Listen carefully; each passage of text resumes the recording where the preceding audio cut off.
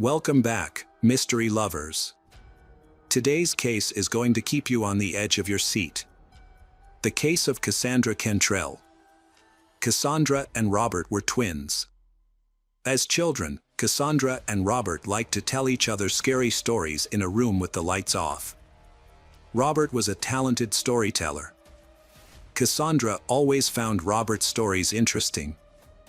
In every story, Robert played a small but brave man. In addition, Cassandra and Robert also watched the animated series Scooby-Doo together. Although their mother, Mary Smith, did not share Cassandra's passion to instill in her children a love of reading, she bought them many books about scary stories. Loving horror stories was the passion of the two siblings. They even collected figurines of villains and, as adults, seriously considered opening a horror-themed bookstore. Not long after, Cassandra's interest in horror movies brought her to the studio in 2004. She got a cameo role in a scary movie that, although it did not become popular, still made Robert envious of Cassandra. Robert began asking Cassandra to make him a deal. Robert asked Cassandra to give him a role in the movie she was filming.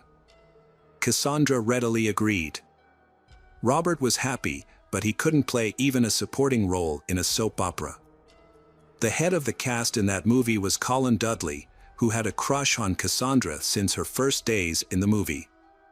At the company Halloween party, Cassandra dressed as Velma from Scooby-Doo and Colin dressed as Alex from A Clockwork Orange. During the party, Colin walked around with a glass of milk all evening, glaring at everyone, just like his character did in the movie, and he also said a lot of quotes from the book. Finally, he stopped in front of Cassandra and said that her beauty made Colin want to destroy it. Cassandra thought it was a compliment and they quickly started dating.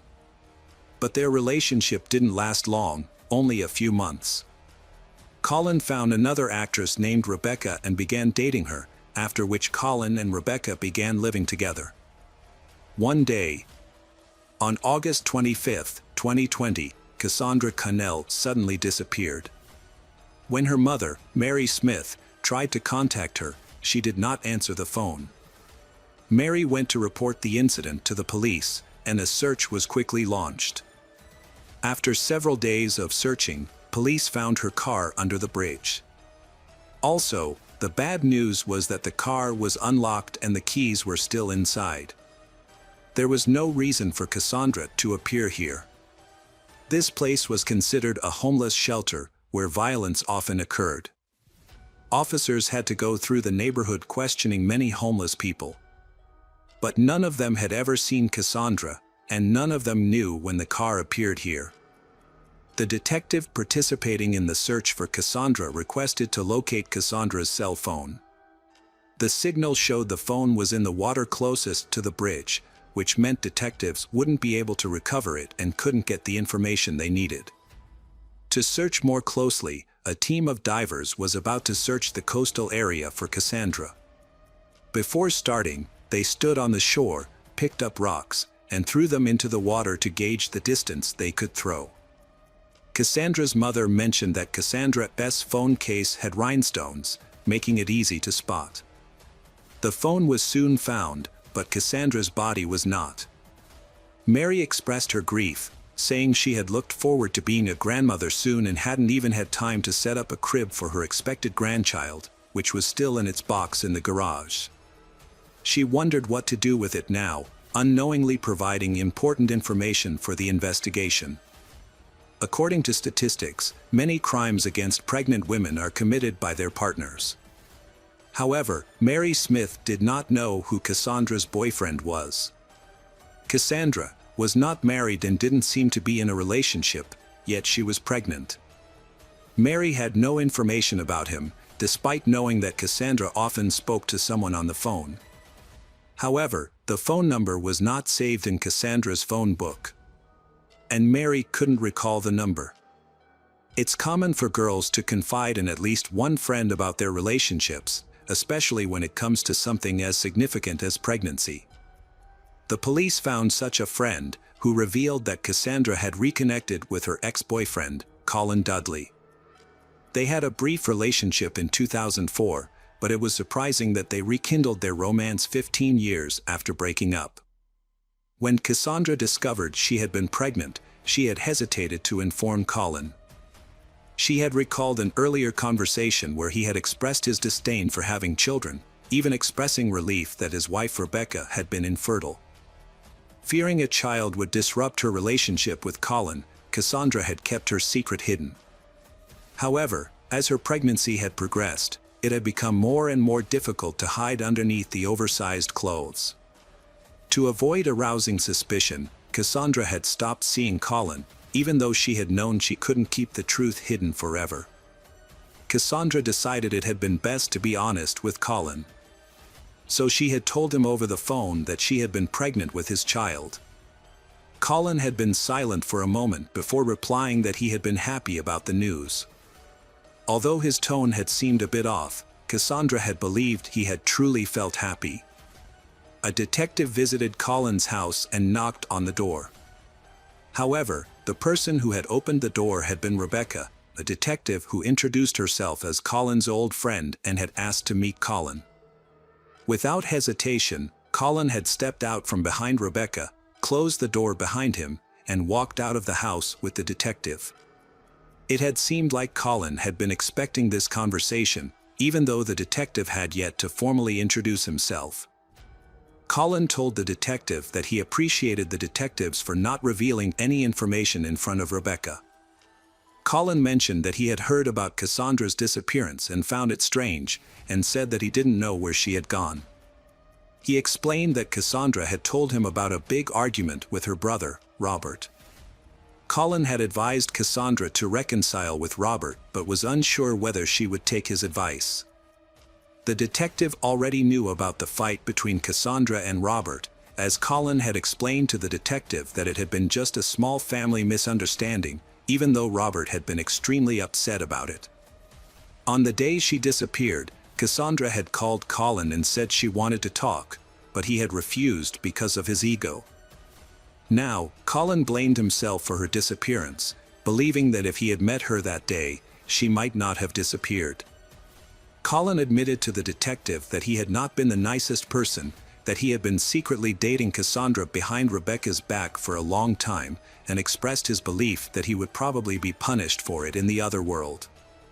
Colin also shared that when his father had passed away in 2014, he had a deep hatred for Rebecca. Rebecca often clashed with her father Colin, accusing him of not understanding her. However, sometimes it turned out that it was actually Rebecca who didn't understand her father. After Colin's father had passed away, Colin had wanted to fulfill one of his wishes. His father had been right about some things, and Colin decided to rekindle his relationship with Cassandra. This meant Colin had to end things with Rebecca. Therefore, for 5 years, Colin had lived a double life, which was extremely difficult. Colin constantly made excuses to come home late, telling Rebecca about fake business trips. Colin even bought a fishing rod even though he didn't like fishing. Colin would tell Rebecca that he was going to the lake when in reality he was visiting Cassandra. To make his lie more believable, he bought fish from the supermarket and Rebecca would cook it, despite the fact that the smell of fish made him sick.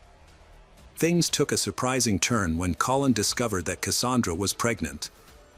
Colin did not know who the father was, but Cassandra had confided in a close friend that it was Colin. Colin found this hard to believe. She wanted to have a family of her own with Colin, but this was something Colin could not provide for her.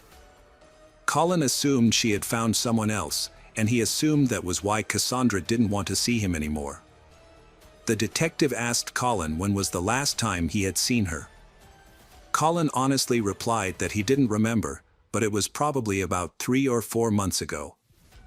Colin said that he had run into Cassandra at the mall, but only briefly because Rebecca was trying on clothes, and he had gotten tired of waiting so he walked to the coffee shop.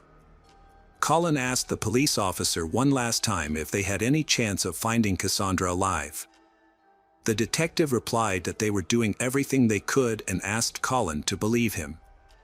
This was not the last time Colin saw the detective. Although Cassandra's phone was unusable, police had obtained her call records. It turned out that the person Cassandra had been calling frequently was Colin Dudley. Cassandra had called him often, even on the day she went missing. Police also received CCTV footage from the railway station near where Cassandra's abandoned car was found. The video showed a suspicious man standing out among passengers on the platform. He was wearing a long coat, gloves, and a scarf covering his face. A wide-brimmed hat obscured his eyes, making it impossible for police to see his face clearly. However, the detective noted that the man's gait reminded him of Colin Dudley. The hat was similar to the one Colin had worn at the party playing a character in the movie A Clockwork Orange. After tracking the suspect via CCTV, detectives observed him briefly entering a coffee shop, only to leave a few minutes later and head towards the parking lot. There, he got into his car and drove away. Even though his face was obscured the entire time, detectives were still able to write down the license plate number. A search warrant was then issued and a unit was dispatched to Colin Dudley's residence. During the search of Colin's home, detectives hoped that Cassandra was still alive. At first, there was no evidence of a murder at Colin's house. However, in the wardrobe they find the hat that Colin had tried to hide. They then found a basement in his house. When the police went to the basement, they did not find Cassandra there and there was no evidence of a crime. However, the dog detected the smell of blood, became agitated and barked continuously. Colin insisted he did nothing illegal, claiming that the police had no evidence and no other suspects, so they were trying to frame him, and he claimed to be an innocent man. In search of more information, detectives interviewed Rebecca, who was shocked by the surprise search, the allegations against her husband, and the fact that she had been deceived for years. She said many things about Colin and her feelings, but when the detective asked if her husband was capable of murder, she thought for a long time and then answered no. The evidence against Colin was not enough to send him to prison, which angered Robert and Mary Smith. Later, Colin was called in again for questioning. This time, Colin claimed that he had an alibi to counter the charges against him. He said that at 6:30 a.m. on August 25th, he went to a hardware store and bought household cleaning chemicals and trash bags. The store's cameras confirmed this, but the purchase of large trash bags raised suspicions. In addition, Colin received a text message from Cassandra, saying that Cassandra was coming to his house. Colin immediately deleted the message, but it was still stored in the mobile carrier's memory. The police took it from calls and text messages. According to cell phone signals, Colin and Cassandra had not left the house for several hours that morning. Colin turned off his phone but left Cassandra's phone on, possibly accidentally. As a result, police were able to track his movements, including where he was seen on the station's CCTV cameras. Police suspect Colin may have used the cafe to clean up after the murder and wash up in the toilet. Colin drove to where he had discarded Cassandra's phone, which was the last location of Cassandra's cell phone signal. The police need to find Cassandra's body and seize the GPS tracking device on Colin's car to accurately track his route. This device provided new evidence in the case.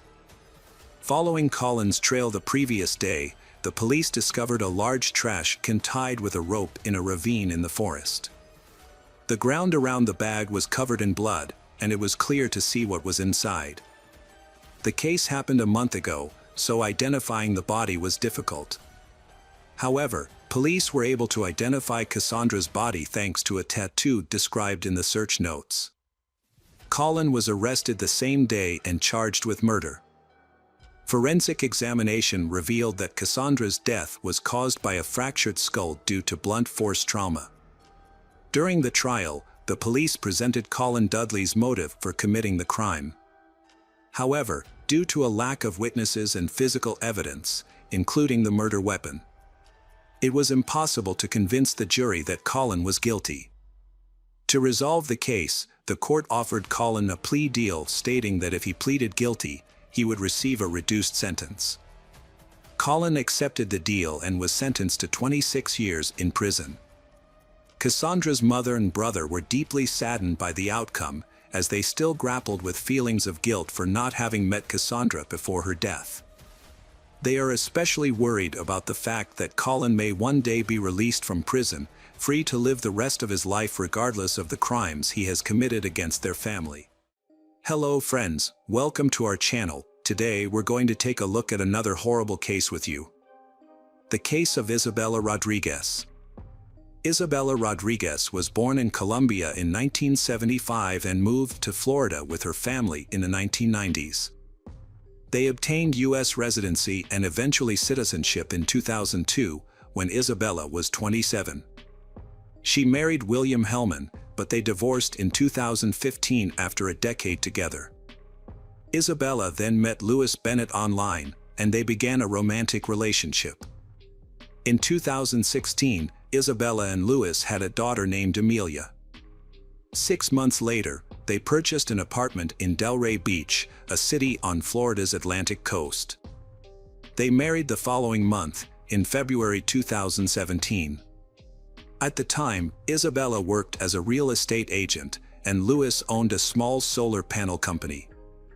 On April 30, 2017, Isabella flew to the Caribbean island of St. Martin to meet Louis, leaving their 9-month-old daughter with relatives. They planned to spend a week on the water, returning home to Florida on Louis's sailing catamaran. After stopping in the British Virgin Islands and Puerto Rico, they arrived in Cuba, where they stayed for a few days. On May 14, the catamaran set sail from Varadero, Cuba, bound for Florida. Isabella called her sister 3 hours later to say she would be home the next day. At around 1 a.m., Louis sent out a distress signal to the U.S. Coast Guard, reporting that his ship had collided with an unknown object and was sinking. He also reported that his wife, Isabella, was missing. A Coast Guard helicopter crew located Louis in a life raft around 4 a.m. and took him to Key West Island, the southernmost part of Florida. The catamaran was found floating upside down at dawn, but had not yet sunk. During an interview with investigators, Louis explained that he and Isabella took turns keeping watch. At the time of the accident, it was Isabella's turn, and Louis was asleep in his stateroom. He woke up to the sound of the collision and rushed on deck, but couldn't find Isabella. He called out her name, but she didn't respond. Louis suspected that the loose mast might have knocked her overboard. Louis also stated that the last time he saw Isabella, she was wearing a life jacket. When he was rescued, a Coast Guard rescue swimmer noticed that Louis's backpack was unusually heavy. Upon inspection, officers found 225 collectible coins in the backpack, but their origin was unclear. Isabella Hellman went missing on May 15th, prompting a 4-day search and rescue operation by the Coast Guard. As no signs of her were found, the operation was officially ended on May 18th. The authorities were suspicious when Louis Bennett, Isabella's husband, requested a letter from the Coast Guard stating that his wife was presumed dead just 24 hours after the search had ended. The Coast Guard denied the request, as it was outside their jurisdiction to issue such a certificate. 6 days later, Louis announced on TV that he was traveling to Cuba to rent a boat and continue the search for his wife on his own. However, just 3 days after making this statement, Louis claimed to have already returned from Cuba and met with Isabella's sister, saying he had checked hospitals but found no signs of her. Louis expressed his despair and resignation to the situation, stating he was struggling to accept that his wife might be gone. He described Isabella as his soul mate and someone he thought he would be with forever. The next day, Louis and the police attempted to retrieve his daughter from his wife's family, but they refused to relinquish her. Louis ultimately took custody of his daughter with the help of the police, despite the scandal surrounding him. During the dispute, Isabella's sister repeatedly accused Louis of being responsible for Isabella's death. Lewis's calm behavior and actions after his wife's disappearance raised suspicions among both Isabella's family and the police. Investigations revealed that Isabella and Lewis had frequent arguments after the birth of their child. Family, friends, and neighbors all confirmed this. Isabella had confided in loved ones that Lewis wanted to move to Australia, but she was opposed to leaving the United States. On May 30th, Lewis gave an interview in which he denied any involvement in his wife's disappearance. He claimed they had plans for a happy life together, but now he was alone and their daughter would grow up without a mother. While investigating Isabella's disappearance, the police also looked into the origin of valuable coins found among Lewis's belongings. It was discovered that Lewis had previously worked as a first mate on a yacht. The captain of that yacht had a collection of 617 rare coins worth around $100,000, which was discovered a year earlier. While the yacht was unoccupied and docked in the Caribbean, thieves broke in and stole the coins on board. Although the perpetrator was not caught at the time, the yacht's captain later identified the coins found on Lewis Bennett as part of the stolen loot, now that the FBI was investigating their origin. This new information led the FBI to obtain a search warrant for Lewis's apartment. Previously, 225 coins had been found among his belongings when he was rescued. On June 16, 2017, the search of his apartment uncovered an additional 162 gold coins hidden in a closet. Meanwhile, Lewis had relocated to England, where his parents lived, and had taken his daughter with him. However, due to financial difficulties, he returned to the United States and settled into an apartment valued at $125,000, while also receiving insurance payments for a lost catamaran. On August 28, 2017, Lewis Bennett was arrested in Florida and charged with stealing coins. He pleaded not guilty.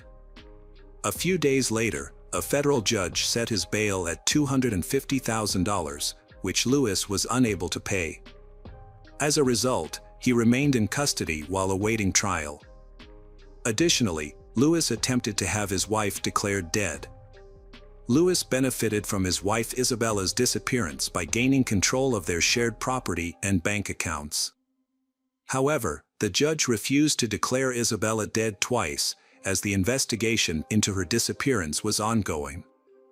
In a separate case, Lewis pleaded guilty to stealing coins and transporting them to the United States in November 2017. Lewis's parents asked the judge to be lenient when sentencing him, citing the fact that his daughter had already lost her mother. In February 2018, Lewis received a sentence of 7 months in prison followed by 3 years of probation. On the same day, Lewis was charged with second-degree murder in Isabella's death. Authorities believed he intentionally caused the catamaran they were on to crash, which was allegedly a staged event to cover up the crime. The prosecutor's case was based on a claim that Lewis wanted to inherit Isabella's wealth to pay off his debts and take their young daughter to live in Australia. Isabella had expressed fear of her husband in text messages a few months before her death, stating that she felt he no longer respected her. She expressed fear about returning home. In a message sent months before her disappearance, Isabella wrote, "If you no longer like or love me, let's resolve this immediately. It's sad how you treated me the entire time." An inspection of the catamaran before it sank revealed that the portholes below the water line were left open. The damage to the dual hulls seemed to originate from within the vessel, near the water line. The water line is the point where the surface of the water meets the hull of a floating vessel. An expert hired by the FBI analyzed photos and videos taken by the U.S. Coast Guard of the catamaran before it sank. The expert concluded that Lewis's account of the events was not credible. The analysis suggested that the vessel did not sink due to accidental damage, but rather appeared to have been intentionally scuttled. A professor of nautical architecture and ocean engineering at the U.S. Coast Guard Academy testified in court that the Coast Guard found no evidence of a collision that could have caused the catamaran to sink. Divers inspecting the vessel were cautious due to the risk of collapse, and eventually, the catamaran sank to a depth of over 4,000 feet, preventing a detailed inspection. 2 years after Isabella Hellman's disappearance, a judge officially declared her dead. Palm Beach County Circuit Judge Scott Suskauer issued a series of orders stating that Isabella was presumed to have died on May 14, 2017. Despite the passage of time, Isabella's body has not been found, and she has not contacted her family. Based on the available evidence, it is presumed that Isabella is deceased. The statement said, "In January 2019, U.S. District Judge Federico Moreno suspended Lewis's February sentencing hearing in Miami and rescheduled it for May 28, saying he would not act until Isabella's family could personally visit her daughter Amelia, who turned 3 in July. In November 2019, Lewis pleaded guilty to manslaughter, and the second-degree murder charge against him was dropped. Before the plea deal, he faced a possible life sentence for second-degree murder, but the new charges limited his maximum sentence to 8 years in prison. According to a document filed with the court, Lewis claimed he didn't remember what he was doing when he discovered his wife was missing. He didn't search for her on the catamaran or in the water, nor did he use flares to signal for help. Instead, Lewis packed his belongings onto a life raft and then intentionally damaged the catamaran to make it flood, allowing him to escape on the raft. Prosecutors stated that Lewis waited 45 minutes after realizing his wife was missing to call for help. Notably, the U.S. Attorney's Office pointed out that Lewis was an experienced sailor with training in emergency procedures, having previously sailed from St. Martin to Australia. Don't understand why he failed to use his knowledge to respond to the emergency situation. Prosecutor states that Lewis admitted to being negligent in handing over control of the catamaran to his inexperienced wife, Isabella, resulting in her falling overboard and drowning. Despite being an experienced sailor with a Royal Yachting Association certification, Lewis failed to ensure Isabella wore proper safety gear. In contrast, Isabella had no formal sailing training or experience, and Lewis knew it. Lewis received training in emergency procedures, including man-overboard protocols and night sailing safety, but Isabella did not. The prosecutor notes that only Lewis knows the full story of what happened on the catamaran that night. Following Lewis' guilty plea, Isabella's family, through their lawyer, expressed their immense pain and asked Lewis to show remorse. They stated that while Lewis can never undo the harm caused by taking Isabella away, he continues to cause additional pain by depriving them of contact with his and Isabella's daughter, Amelia. Isabella Hellman's family is grieving and missing her dearly. Although they have had limited contact with her daughter Amelia through 3 FaceTime calls, they have not been able to see or hug her in a long time. They long to be reunited with Amelia and provide her with love and care. As a part of their family, they want to be with her. They urged Lewis Bennett to do the right thing. Lewis Bennett, Isabella's husband, was sentenced to 8 years in prison on May 28, 2019, after pleading guilty to manslaughter in connection with her death. During his sentencing hearing, Bennett apologized sincerely to Isabella's family for putting them through immense pain. He acknowledged that his actions led to a devastating tragedy, for which he is truly remorseful. Lewis admitted to making poor decisions that worsened the situation. He expressed regret in federal court in Miami, where he waived his right to appeal as part of his plea bargain. Before the judge delivered the sentence, Lewis requested the opportunity to be released from prison early so that he could continue to care for their daughter, Amelia. Lewis expressed a desire to care for his daughter, saying, "I want to raise her in a way that honors my late wife's wishes." However, the judge ruled against him, sentencing him to 8 years in prison followed by 3 years of supervised release. As a result, Amelia will remain with her paternal grandparents in England for the time being. Hello friends, welcome to our channel. Today we're going to take a look at another horrible case with you. The case of Brooke Skylar Richardson. In Ohio, the Richardson family, consisting of Kim, Scott, and their children Jackson and Skylar, seemed like a typical family. Skylar was a cheerleader who struggled with an eating disorder from a young age. Her mother Kim first noticed this when Skylar was 12 years old and refused to buy gum with more than 5 calories. As a flyer on the cheerleading squad, Skylar felt pressured to maintain a certain weight. This obsession with her body image led to a constant fear of gaining weight. During cheerleading season, Skylar started throwing up after meals to control her weight, which only made her issues worse.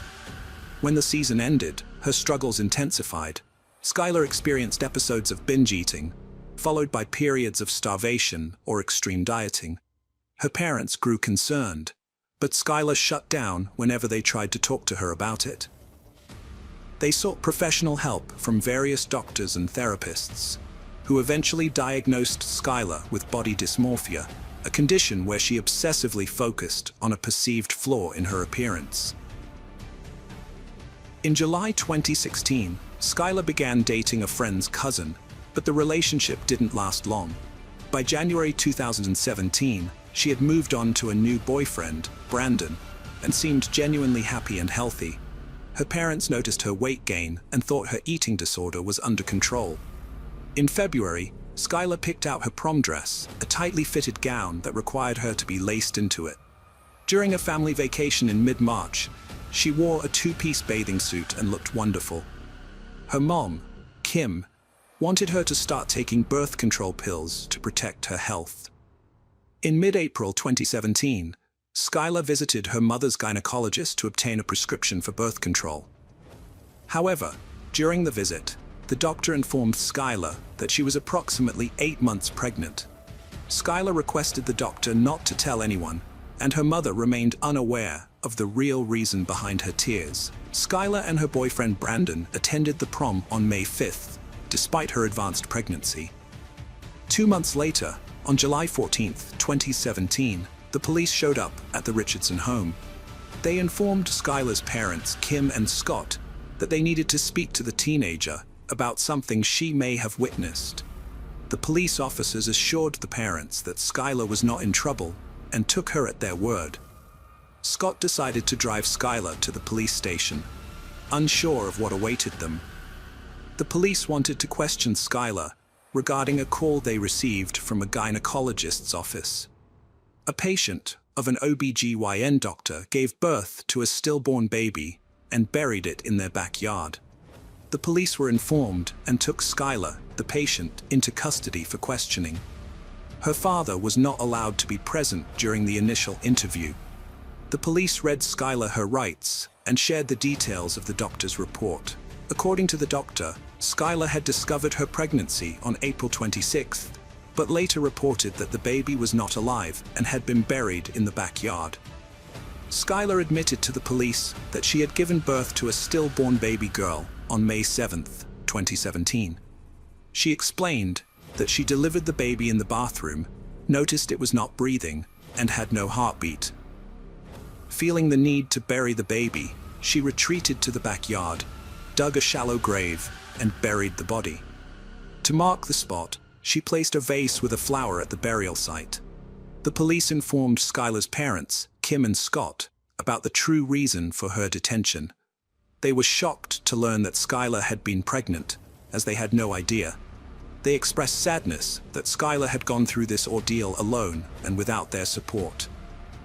Skylar revealed that she had named the baby Annabelle and claimed the father was a close friend's cousin, whom she briefly dated.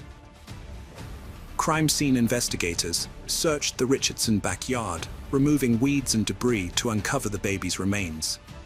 Despite the challenges, they found several bones, including pieces of the skull, which they carefully collected and preserved. After more than 5 hours of questioning, Skylar and her parents were allowed to return home. However, 6 days later, the police contacted Skylar again, informing her that they had received new information from the coroner's office. They claimed that the baby's bones showed signs of burning, which Skylar vehemently denied. She insisted that she would never harm her child. The police suggested that Skylar might have tried to cremate the baby to hide the evidence, but she continued to deny any wrongdoing. However, Skylar suddenly changed her story, admitting that she may have used a lighter to try and cremate the baby's remains. She also stated that the baby might have been born alive and made a noise or even cried before dying. Skylar confessed to holding the newborn too tightly, which might have contributed to its death. During a lengthy interrogation, the police gathered enough evidence to arrest Skylar on a charge of reckless homicide. They believed she had suffocated her baby.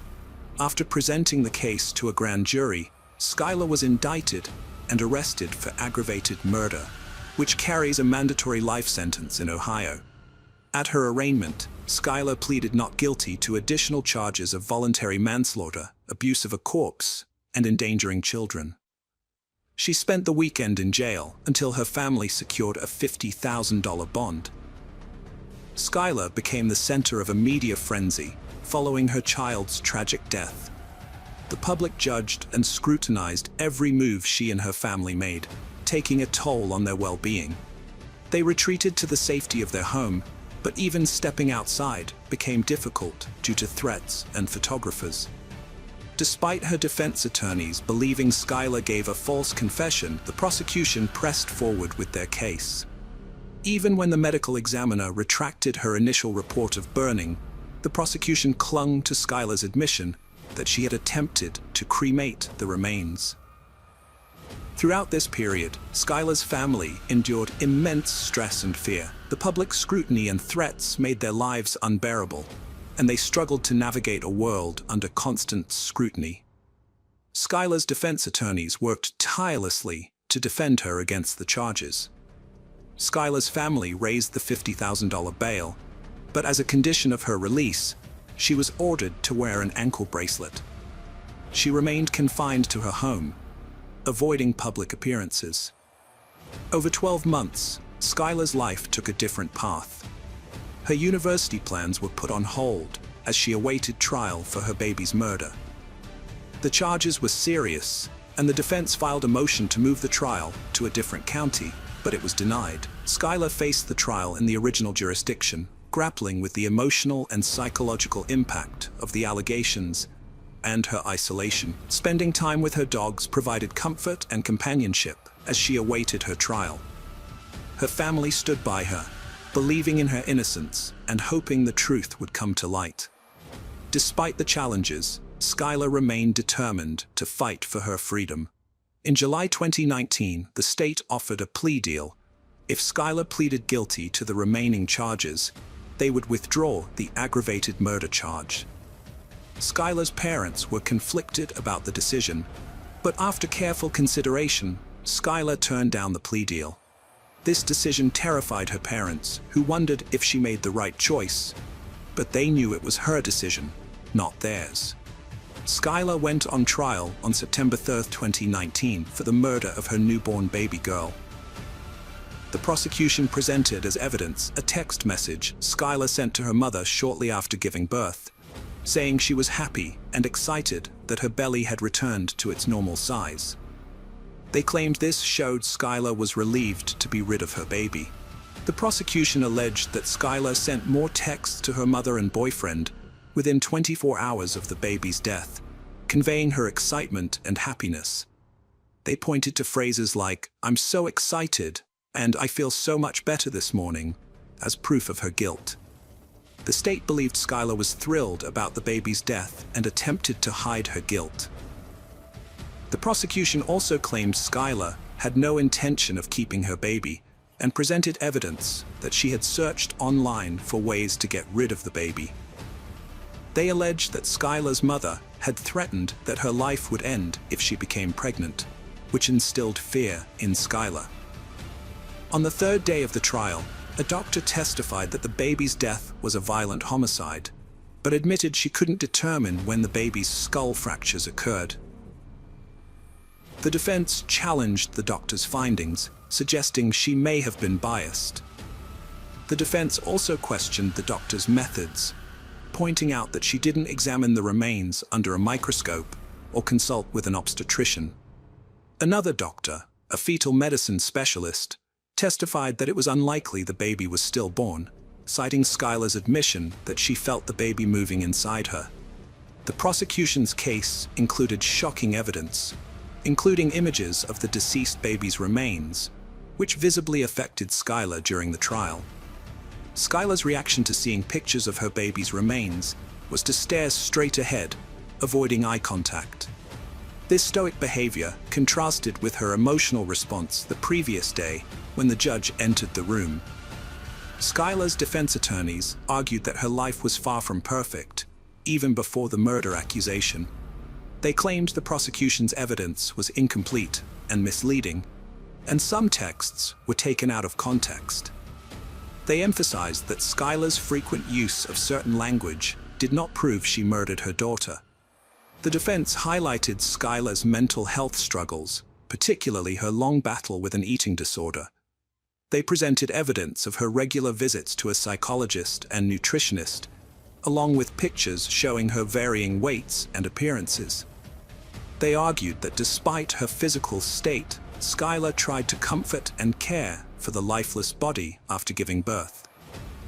Skylar's attorney explained that she intended to tell her family about the pregnancy, but never had the chance. According to her doctor, she had 8 to 10 weeks before delivery and planned to attend prom and graduate before telling her mother, whom she knew would be unsupportive.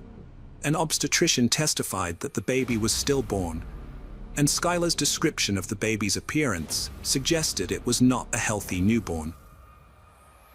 The doctor pointed out that Skylar only gained 15 pounds during pregnancy, possibly restricting the baby's development due to her eating disorder. The defense aimed to cast doubt on Skylar's statements to the police, suggesting she only told them what they wanted to hear. They argued that other factors may have contributed to the baby's death, and Skylar did not harm the baby. Skylar Richardson's trial lasted for 1 week, after which the jury deliberated for just 4 hours before returning a verdict. She was acquitted of aggravated murder, involuntary manslaughter, and child endangerment, but convicted of abuse of a corpse, a felony that carries a sentence of up to 1 year in prison. The judge ordered her to be held in jail until her sentencing hearing, which took place the next day. During the sentencing hearing, Skylar apologized for her actions and acknowledged the harm she had caused. The judge strongly admonished her for her role in the tragic loss of her baby, believing that if she had made better decisions during her pregnancy, her child would still be alive today. The judge sentenced her to 3 years probation for abuse of a corpse, emphasizing that her actions were morally reprehensible and illegal. In November 2020, a judge granted her request to terminate her probation 2 years early, acknowledging her progress and agreeing that she no longer required supervision. Since being acquitted, Skylar has taken advantage of her opportunity to demonstrate her rehabilitation. She has completed 2 semesters of college and has been working part-time at the law firm that represented her. Although she has faced challenges in finding employment due to her probationary status, Skylar remains determined to pursue her career goals, including attending law school and becoming a public defender. Hello friends, welcome to our channel. Today we're going to take a look at another horrible case with you, the case of Tina Watson. Tina Watson was born in West Germany on February 13, 1977. She was adopted by Tommy and Cindy Thomas on January 24, 1980. Tina met her future husband, Gabe Watson, while attending the University of Alabama in Birmingham, and they started dating in January 2001. Tina was diagnosed with a heart condition called paroxysmal supraventricular tachycardia, PSVT. Despite this, she took diving lessons in January 2003 and earned her certification before marrying Gabe on October 11, 2003. At the time of their wedding, Gabe was a qualified rescue diver with 55 dives under his belt, while Tina had only dived 5 times. As Tina and Gabe's wedding day approached, Tina's anxiety grew. At 26 years old, she had already experienced 2 failed relationships and was now attempting marriage for the second time. Her first relationship with Scott McCulloch ended due to her mother's disapproval. Although her mother didn't have specific reasons, she wanted a better life for Tina and felt she was rushing into marriage. Tina and Scott eventually parted ways. Her second relationship with Stan Marks also failed, but this time, her parents weren't involved. They simply couldn't overcome their differences and mutually decided to end the relationship. It wasn't until Christmas Eve, at a party with friends, that Tina met Gabe Watson. Their relationship wasn't sparked by love at first sight but rather by mutual support after recent breakups. 2 years into their relationship, Gabe proposed to Tina. Having learned from past experiences, Tina agreed, but only if she had her parents' blessing. In 2003, Gabe decided to ask Tina's parents for their blessing in a romantic gesture, choosing Valentine's Day. However, since Tina's father was away, the dinner was rescheduled for February 15th. During the dinner, Gabe announced his decision to spend the rest of his life with Tina. Tina's father, Tommy, responded with a straightforward question, "Do you love Tina?" However, instead of answering, Watson stuttered and remained silent. His father dismissed this reaction as mere awkwardness. Tommy then posed the same question to Tina, but she also avoided a direct answer. Instead, she expressed her fear of being alone at 26 years old. After considering their responses, Tommy gave his blessing to the young couple. The wedding preparations were well underway, with Tina preoccupied with her attire, guest list, and other details. Meanwhile, Watson was solely focused on planning their honeymoon. He had already decided on a trip to the Great Barrier Reef in the Pacific Ocean near Australia, where he intended to go diving. There isn't any consulting Tina about her preferences. To explore the sunken ship, Townsville Titanic, which sank in 1911, Gabe wanted Tina to learn scuba diving. However, Tina wasn't interested in diving, unlike Gabe, who was an experienced scuba diver with 55 dives under his belt. He had even completed a rescue diving course. Gabe would occasionally take Tina scuba diving in a pool with calm water and lifeguard supervision, but that was the extent of her experience. Gabe gave Tina an ultimatum: if she didn't learn to dive by their honeymoon, she would have to stay home while he went on his adventures. Gabe took out a loan to buy Tina her own diving equipment and pay for her lessons. However, Tina's first instructor was unimpressed with her skills and warned Gabe that she wasn't suited for open ocean diving. Gabe was furious and refused to listen, accusing the instructor of being a poor teacher and discontinuing the classes. The second instructor promptly gave Tina a passing grade, but also made a comment that she only made an effort to impress her future husband. Tina and Gabe got married on October 11th, and 2 days later, they embarked on a trip to Australia, which was funded by their wedding gifts totaling $10,000. During their honeymoon, Gabe dedicated some time to making Tina happy. They explored Sydney, visited the Sydney Aquarium, and went to the zoo. Although Tina was initially excited, her mood changed as they approached their visit to the Great Barrier Reef. On October 21st, they traveled to Townsville and boarded a boat in the evening, heading to a renowned destination popular among divers. However, employees at the diving company later reported that Tina and Gabe appeared inexperienced with diving equipment. Despite Gabe having completed diving courses and having some experience, he seemed uncertain about the equipment, handling it as if it were his first time. Before diving, Gabe assisted Tina in passing the required exam, which typically should be conducted individually. When the instructor offered Tina assistance underwater, she declined. The dive log noted a strong current that day, a crucial detail in the events that unfolded. As they prepared for the dive, Gabe helped Tina with the equipment they had purchased in the US. He rented an 11-liter tank for himself but chose an 8.5-liter tank for Tina, a volume considered small and potentially hazardous given her limited experience. Initially, the dive to the Townsville Titanic wreck was not possible. Tina needed an additional air tank, which stopped her from reaching the required depth. Furthermore, Gabe's underwater computer was not working. The computer calculates the needed diving and ascent speeds and shows the oxygen levels in the cylinders. After returning to the boat and resolving the computer issue, they attempted the dive again. The wreck was located 49 feet below the surface, and Tina was the first to descend, with Gabe following closely behind. According to Gabe's account, everything seemed normal at first. However, at some point, Tina stopped, began waving at him, and then signaled that she wanted to ascend. Gabe immediately recognized that she was panicking, which was not an uncommon occurrence for her. As they were already halfway to the surface, Gabe decided to calm Tina down and maintain their current depth for a while, rather than continuing the dive, allowing her to psychologically adjust to the pressure. Gabe said that Tina had been breathing deeply, which had not been safe, and Gabe had seen that Tina was starting to sink. Gabe had attempted to grab her belt to keep her afloat, but Tina had swung her arm forcefully, knocking his mask off. As Gabe had quickly put his mask back on, Tina had drifted further away. Gabe had tried swimming towards her but had been unable to reach her. Gabe had then made the decision to return to the surface to seek help from the lifeguards.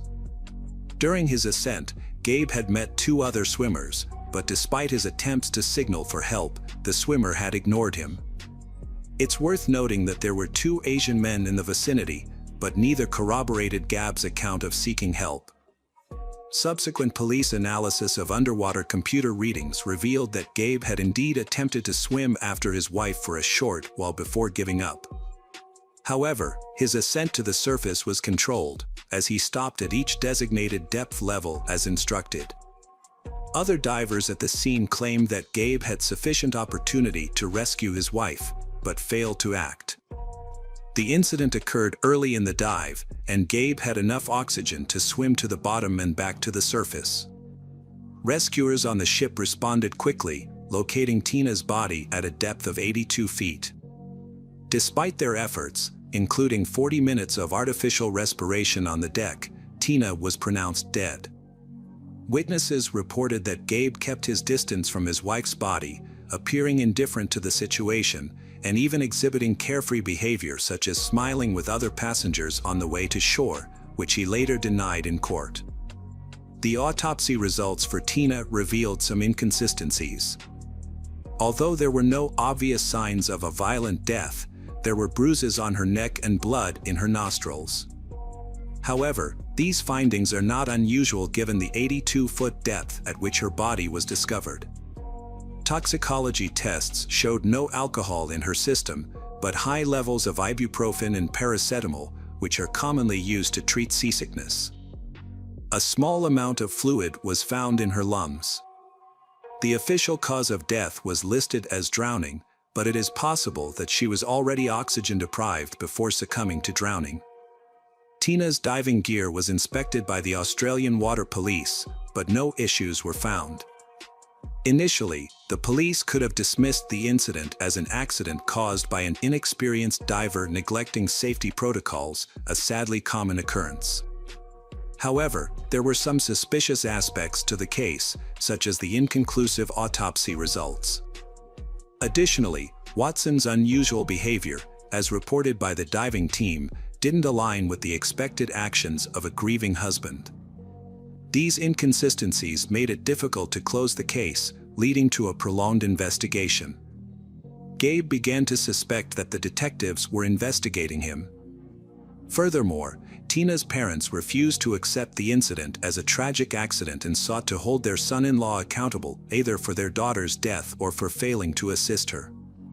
The police observed that the suspect, Gabe, was in a state of shock. He displayed erratic behavior, crying and laughing uncontrollably, and twitching nervously. Gabe requested to call his father and complained of ear pain. He also begged his father to inform his wife's parents about the tragic event. Later that night, Gabe was released from police custody. He proceeded to the yacht owned by the company that had organized the diving trip to the reef.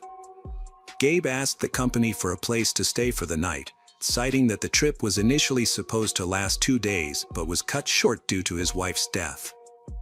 He also requested a partial refund for the dive, as he never got to see the sunken ship. On October 24th, Gabe's mother arrived in Townsville to support her son and help him find a lawyer. At Gabe's request, they visited the morgue, where he wanted to see his wife one last time. Although Gabe was still considered a suspect, his actions were those of a grieving husband. He cried, held his wife's hand, and begged for her forgiveness, unaware that a police officer was standing outside, recording his actions on a tape recorder. Detective Lawrence questioned Gabe in court about his earlier statement next to Tina at the morgue, "I didn't mean to hurt you."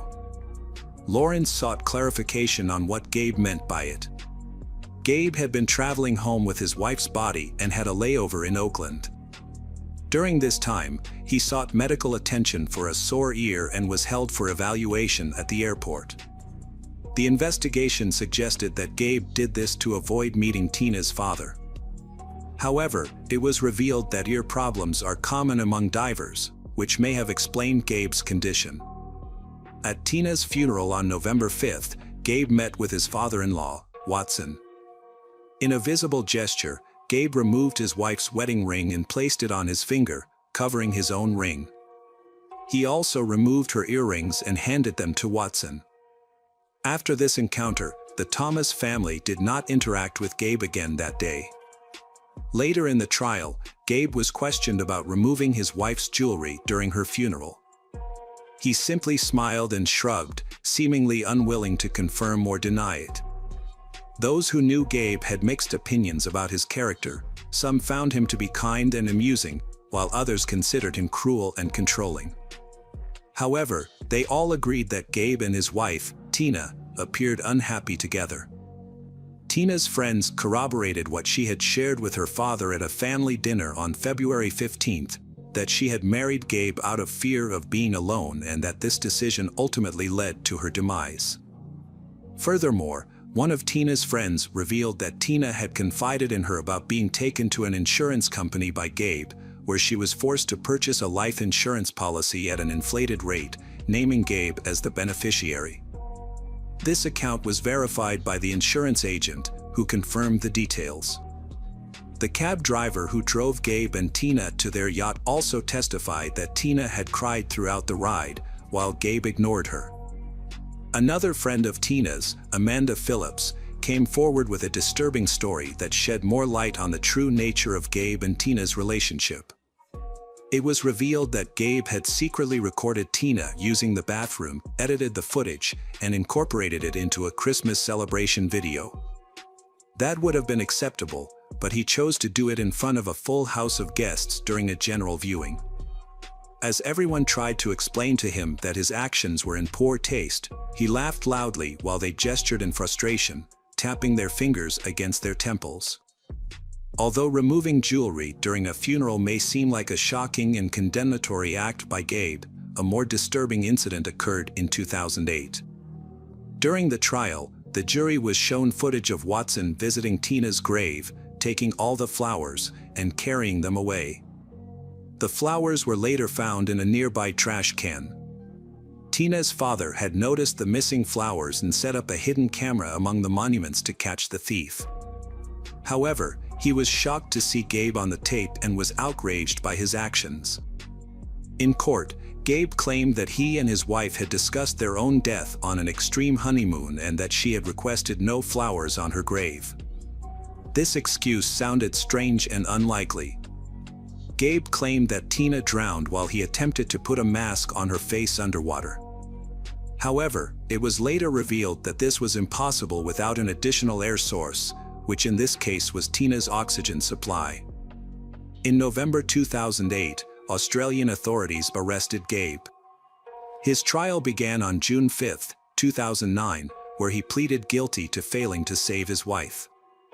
As a result, he was charged with negligent homicide and sentenced to 18 months in prison. Upon completing his sentence, Gabe returned to the U.S. However, a year later, he was charged with first-degree murder by a U.S. court. The prosecution alleged that his motive was to collect insurance payouts following his wife's death.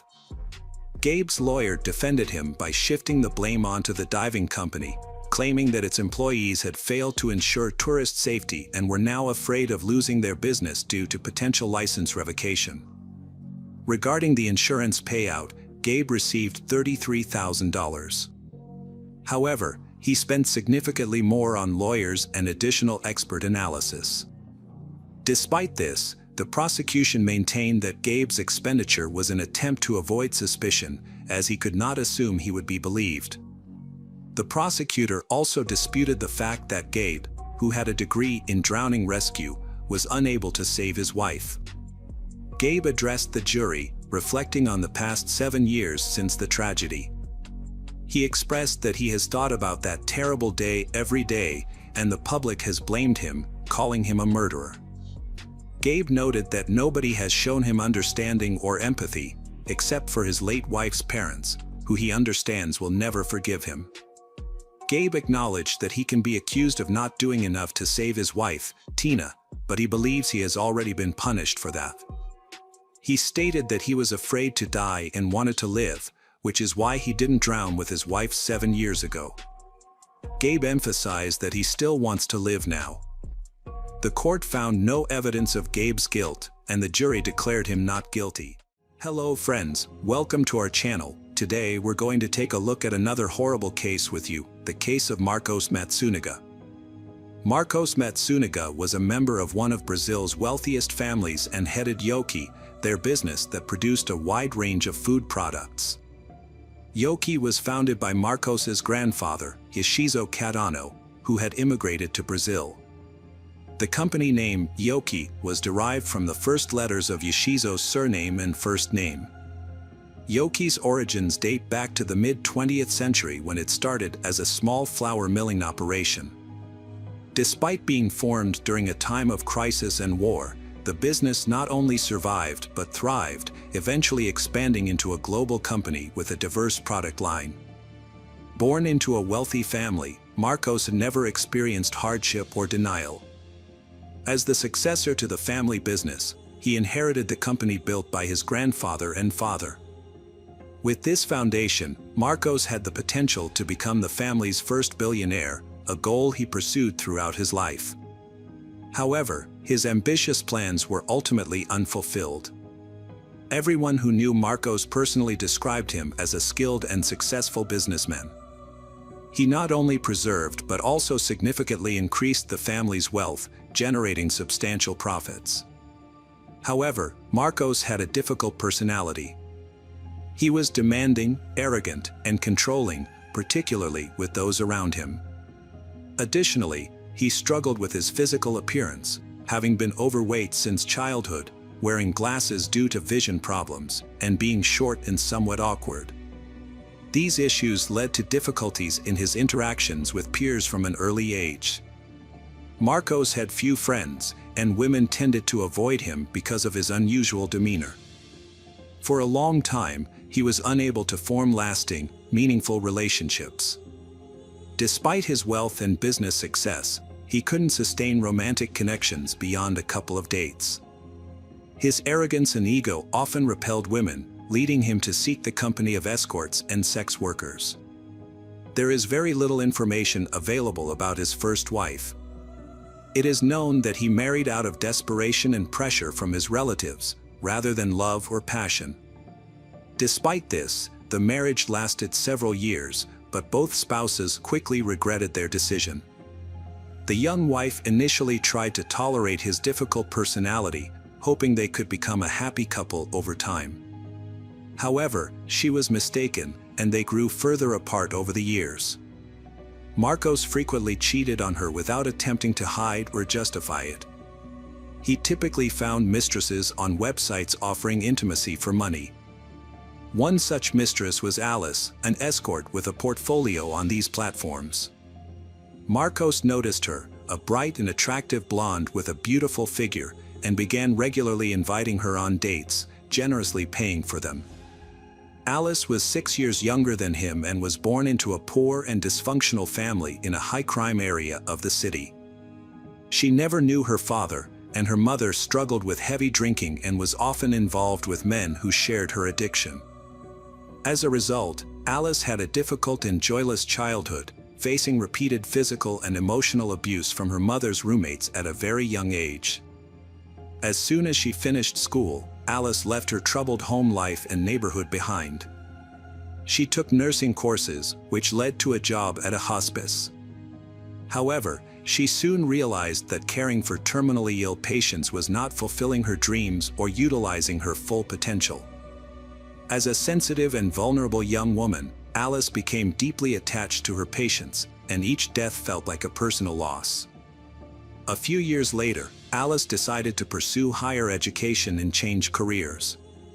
She chose to study law, which she believed would offer her more opportunities and open doors in life.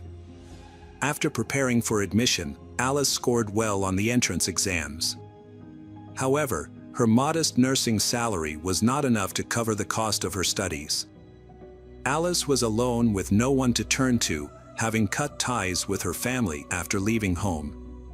To support herself, she decided to monetize her physical appearance and signed up on an escort services website. With the site's help, she created an attractive profile, and soon, wealthy men took notice of the young and beautiful blonde. Through her escort work, Alice earned a good income, enough to cover her education expenses and support herself. However, she intended to quit this line of work once she graduated and found a job in her field. During this time, Alice met Marcos, a regular client who showered her with gifts and openly dated her. Although Alice knew Marcos was married, she never imagined that one of the country's wealthiest men would leave his wife for her. Alice Matsunoga's story resembled a Cinderella tale. A poor girl from a disadvantaged background, working as an escort, captures the heart of a multimillionaire who falls deeply in love with her. Marcos lost his mind over Alice, but it's unclear if she deliberately tried to win him over. 6 months into their relationship, Marcos decided he wanted to be with Alice long-term, so he filed for divorce from his first wife without hesitation. He began introducing Alice as his fiancée to everyone.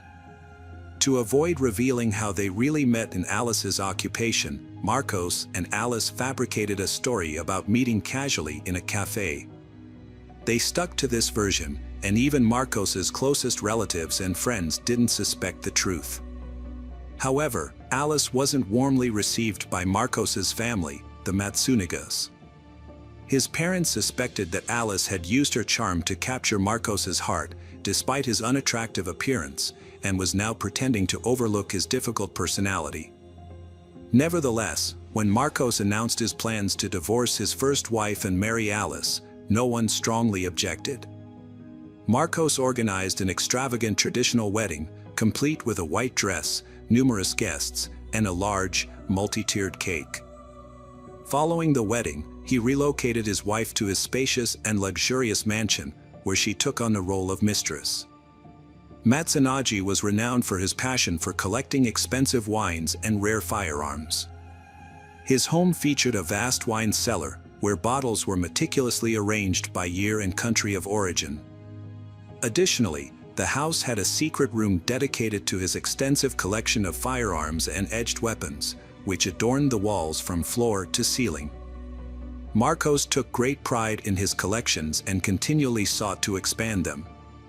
However, his home was also overflowing with antiques, luxury items, and modern art pieces, which were somewhat tastelessly displayed on the walls and every available surface. After the wedding, they decided to start a family, but despite their efforts, Alice struggled to conceive for an extended period. Consequently, they opted for in vitro fertilization, but success was not immediate. When their daughter was finally born, it seemed that their happiness knew no bounds. Marcos and Alice were devoted to raising their baby girl, planning for her future, and later, exploring the world together as a family, immersing themselves in diverse cultures and traditions. Their daughter was raised with love, care, and every luxury, like a true little princess. However, Marcos and his wife, Alice, shared a unique common interest: big game hunting. In reality, hunting had always been Marcos's passion. He had previously tried to share this hobby with other women in his life, including his first wife, but they had all found it repulsive. Marcos had given up hope of finding someone who shared his enthusiasm. Many people now believe that Alice took up hunting to gain Marcos's favor and win his heart. Initially, they visited shooting ranges together, where Alice learned to handle various firearms. Later, they ventured into the woods to hunt wild animals. Alice showed no qualms about taking the lives of animals, treating it as a competition, either you succeed or you don't. Marcos admired this attitude and enjoyed watching his wife skillfully handle her weapons and track her prey. He also taught Alice how to hunt and prepare wild game such as boars and deer. They would skin and carve the animals together, using specialized tools like large knives, cleavers, and axes to separate the body parts. The family didn't have traditional pets like cats or dogs. Instead, they kept poisonous snakes in specially designed terrariums that mimicked their natural habitats. This was a dream come true for Marcos, who had always been fascinated by snakes but had been discouraged from keeping them by his first wife. Alice had won Marcos over by embracing his unconventional hobbies. By the spring of 2012, Marcos was on the verge of making the deal of a lifetime, one that would catapult him to billionaire status and take his income to new heights.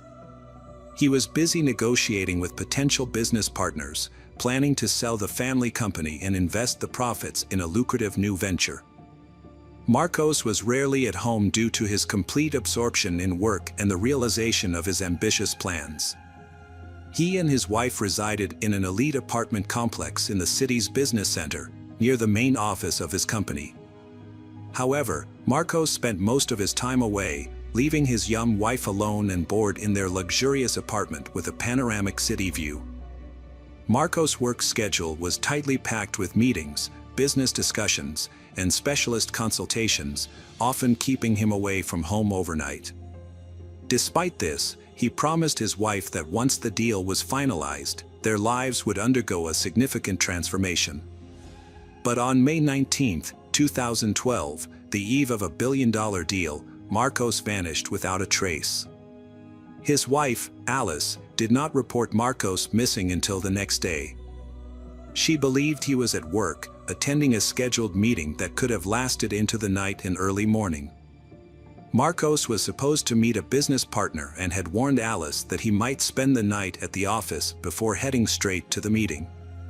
However, when Marcos failed to return home and stopped answering his phone, Alice grew concerned and filed a missing persons report.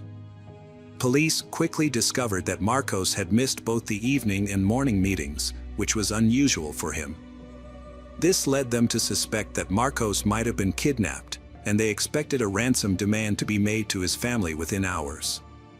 Despite this, 24 hours passed, followed by another 24 hours, without any ransom demands. As time went on, hopes of finding Marcos alive began to dwindle. Meanwhile, investigators questioned Marcos's relatives, friends, and business partners to see if he had any enemies or if anyone might benefit from his disappearance or the disruption of his upcoming deal. However, they were unable to identify anyone who might have wanted Marcos dead. Marcos was a skilled businessman who made strategic decisions that generally benefited everyone. However, his personal life was marred by infidelity. His wife, Alice, discovered that he was cheating on her with a woman named Natasha. Despite his promise to end the affair after Alice threatened to divorce him, Marcos continued to see Natasha, albeit more discreetly. Alice suspected that the affair was ongoing and hired a private detective to gather evidence. The detective uncovered photographs and videos of Marcos and Natasha on romantic dates at restaurants and venues that Marcos and Alice regularly visited. It seemed that Marcos was openly flaunting his infidelity, taking his mistress to places where he was well known and where his wife might find out. As it was later revealed, Natasha Lima, a businessman, was discovered on the same escort services website where he had first met Alice. They had been together for approximately 5 months, during which time he gifted her an expensive car and paid a substantial sum of money for Natasha to delete her profile from the site. Alice presented photos and videos as evidence of her husband's infidelity to Marcos's parents. She mentioned that she had shown all this to Marcos the day before his disappearance, but instead of apologizing and asking for forgiveness, he packed his belongings, informed his wife that he was leaving her, and then departed from their apartment, vanishing without a trace.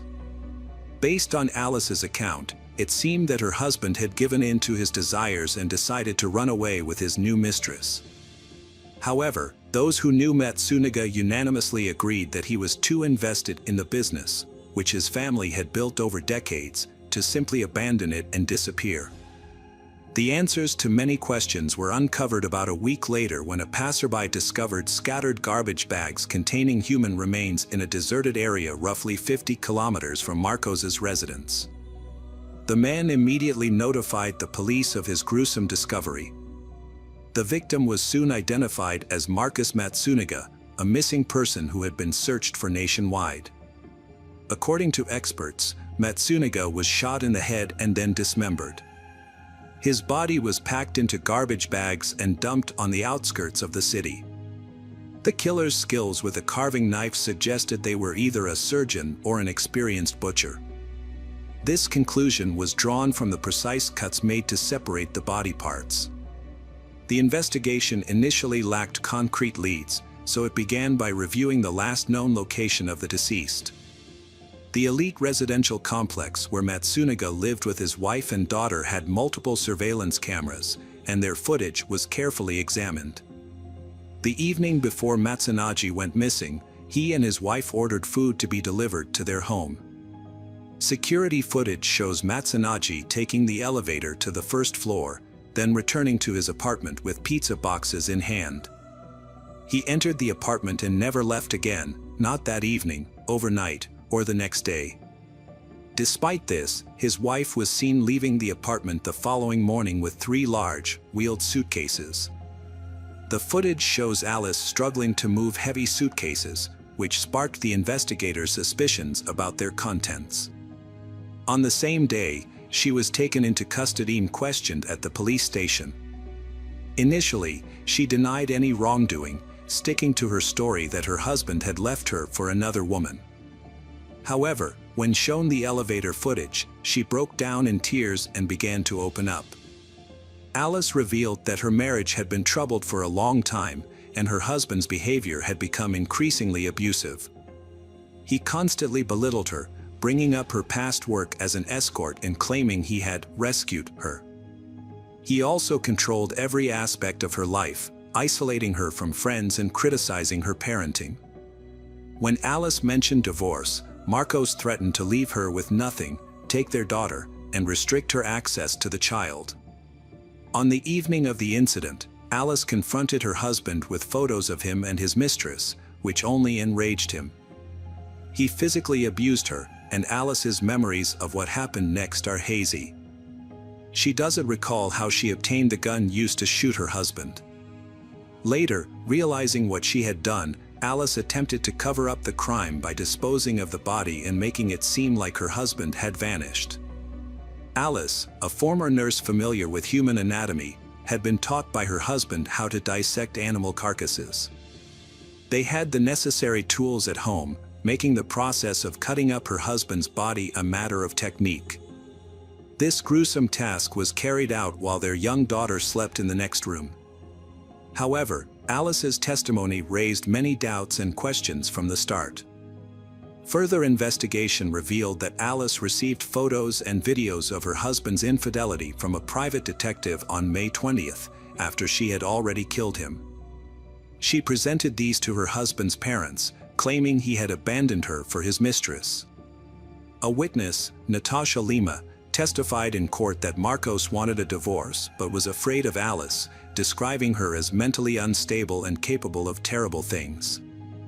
Natasha stated that the last time she saw Marcos, he complained about the constant family scandals and shared his plans to move to Florida after selling his company. He intended to start a new business and leave Alice behind, as he planned to divorce her and move on with his life. Experts made a disturbing discovery. There was blood in Marcos's lungs, indicating he was still alive and trying to breathe when his head was severed from his body. This contradicts Alice's claim that he died instantly from a bullet wound. Furthermore, the pathologist found that the bullet entered Marcos's head at an unusual angle, suggesting he was not expecting to be shot and made no attempt to defend himself. This finding contradicts Alice's account of Marcos attacking her and her need to defend herself. Most witnesses testified that Marcos, despite his difficult personality and hurtful words, never physically harmed anyone. It appears that Alice fabricated the episode, taking advantage of Marcos's inability to refute her claims. Ultimately, the court found Alice guilty of premeditated murder with extreme cruelty and attempting to cover up the crime. Alice Matsuniga received a 20-year prison sentence, a punishment many deemed too lenient for her crime. The victim's parents are now tasked with raising their granddaughter. Hello friends, welcome to our channel. Today we're going to take a look at another horrible case with you. The case of Courtney Holden. The Holden family, a typical American household in Spokane. Judy and John Holden, who had two grown daughters living independently, also had an adopted son, Joshua, who still lived with them. Joshua, a quiet and introverted young man, had not yet started his own family and remained at home. The Holden's family approach to childcare was unconventional. The family saw fostering as a way to earn a steady income through government benefits. Judy's background and experience as a mother earned the authorities as trust.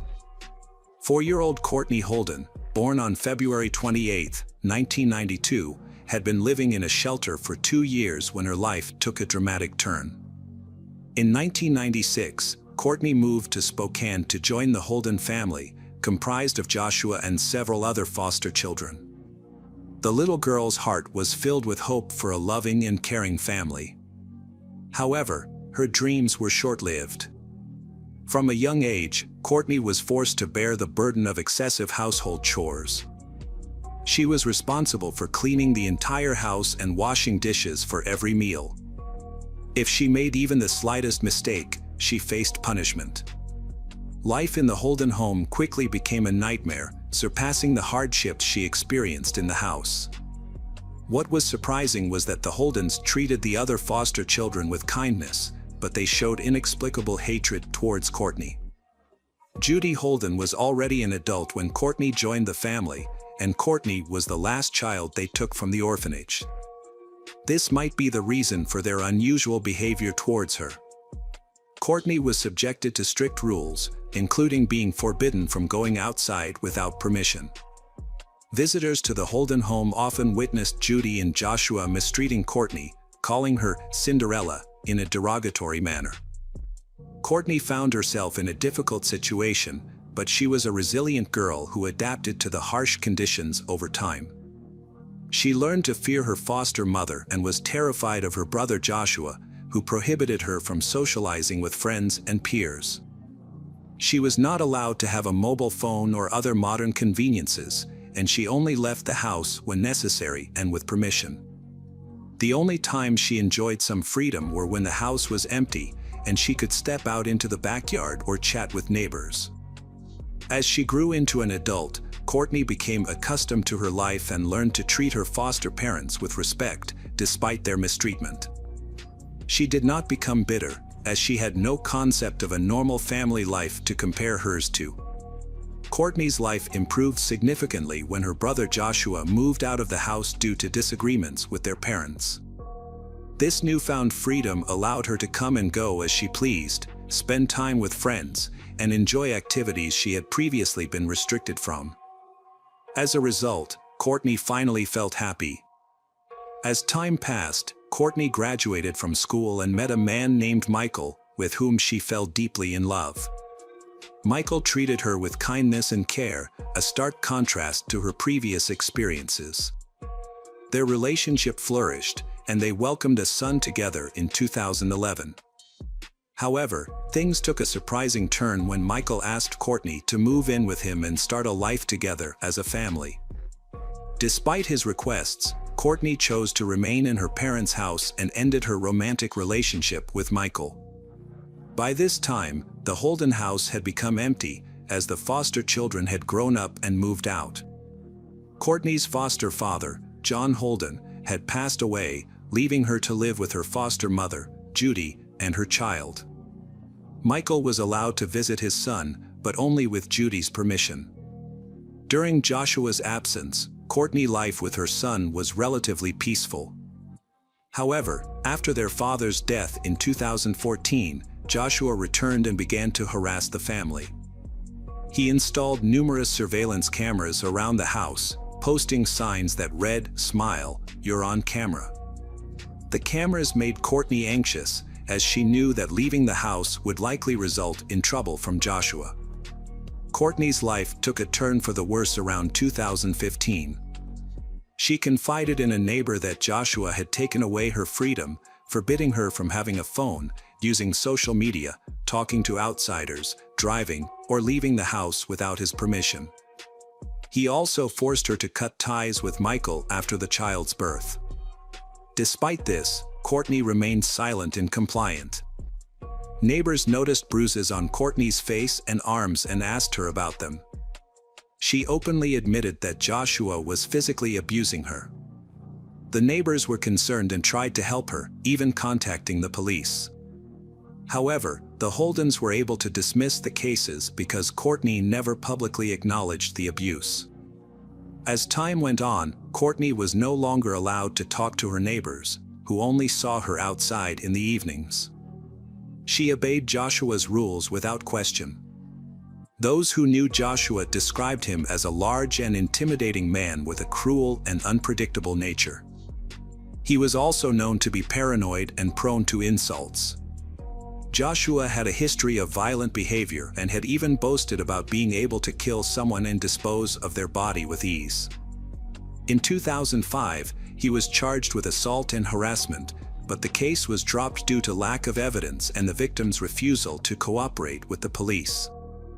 There were also suspicions that he had committed assault and misconduct against a woman in 2003, but he was never identified as the perpetrator. In 2006, Joshua was arrested for domestic violence against his mother and for burglary, leading to him leaving home for several years. The last message Courtney sent to a friend on Facebook, nearly 2 years ago, was a desperate cry for help. "I have to go. I must leave. Josh is coming." After that, her account went silent. Family acquaintances described the dynamics within the Holden household as strange and controlling. They were particularly puzzled by the fact that Courtney's child referred to Joshua's mother, Judy, as Mom and Joshua as Dad, while Courtney was referred to only by her first name.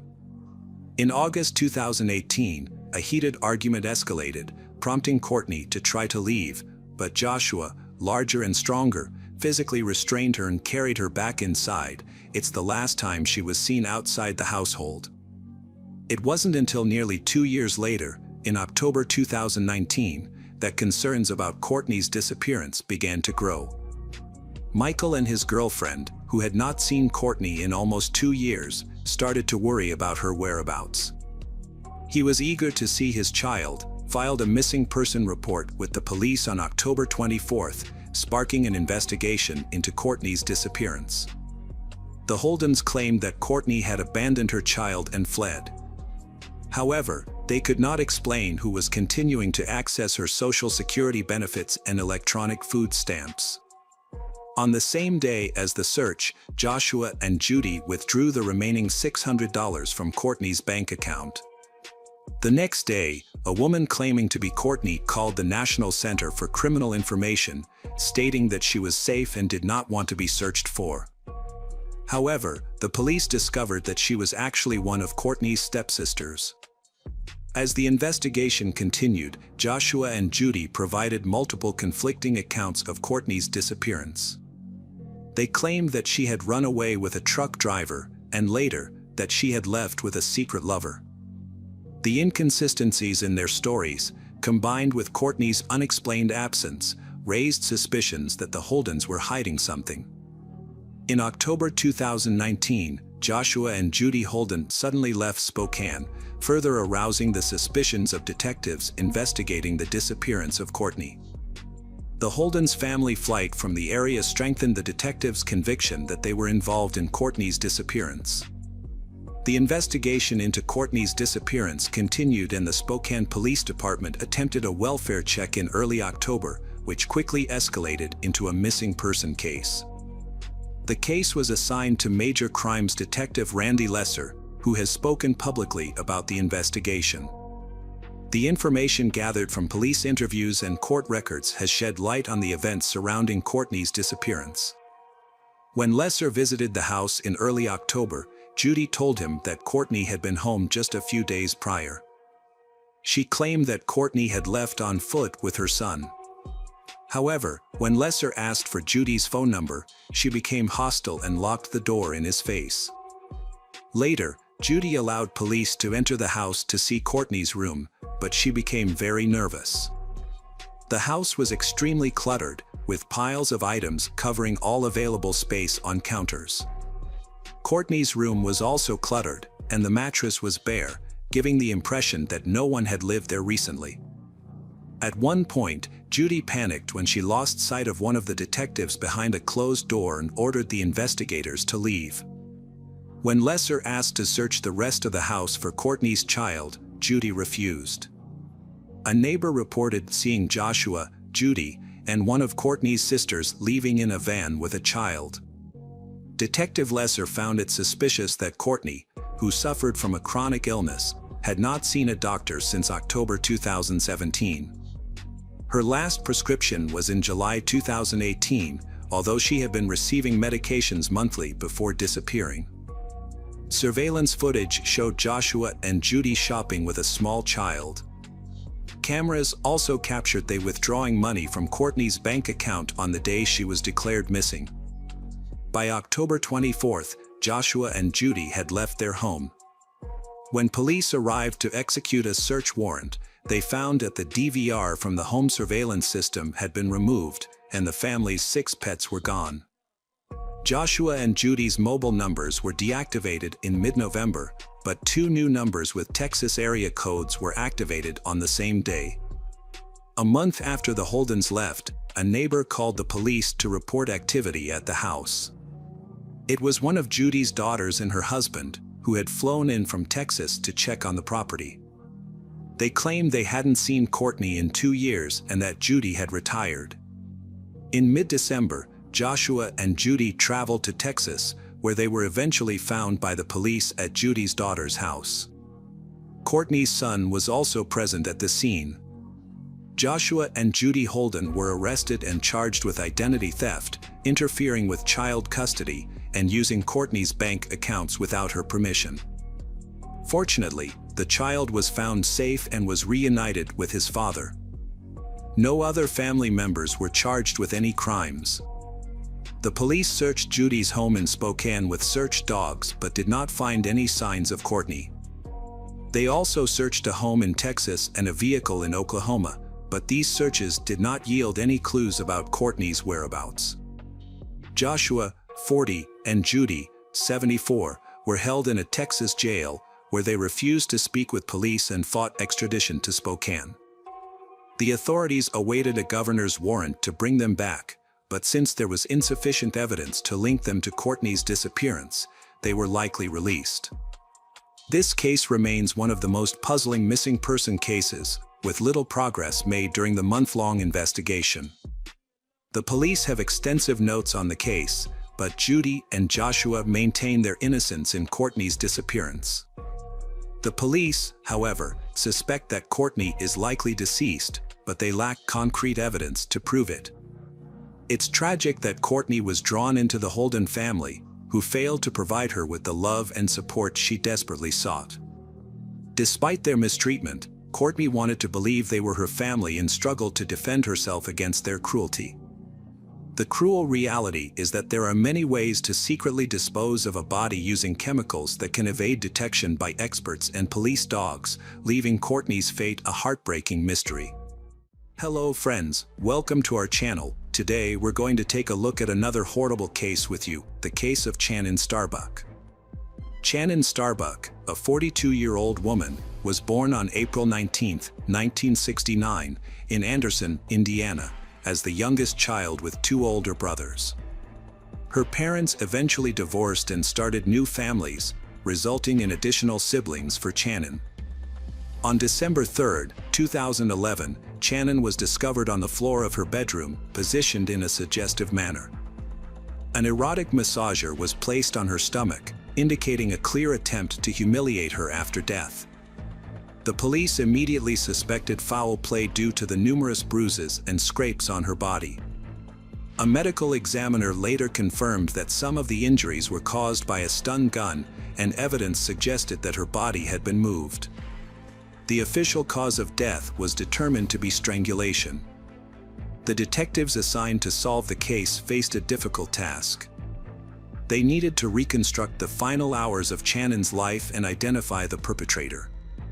Channin, a mother of 5, had been reported missing by her ex-husband, Clay Starbuck, a day before her body was found. Clay, 47, had alerted the authorities that he had been unable to contact Channin since December 1 at approximately 3 p.m. Channin sent a text to her daughter, saying she couldn't pick up the kids from school because she wasn't feeling well. She asked them to wait for their father, claiming she had already informed him of the change in plans. However, his phone was turned off, so he didn't know what was going on. The younger siblings, Marshall and Serena, were tired and hungry, so 15-year-old Logan decided to call her older brother Austin for help. She asked him to drive them to their father's house, which was just a couple of blocks away. When they arrived, Austin said he couldn't reach their mother either. He thought maybe she had turned off her phone to rest. Austin put the kids in the car and drove them to their father's house. Clay was surprised to see them but was happy to spend time with his kids.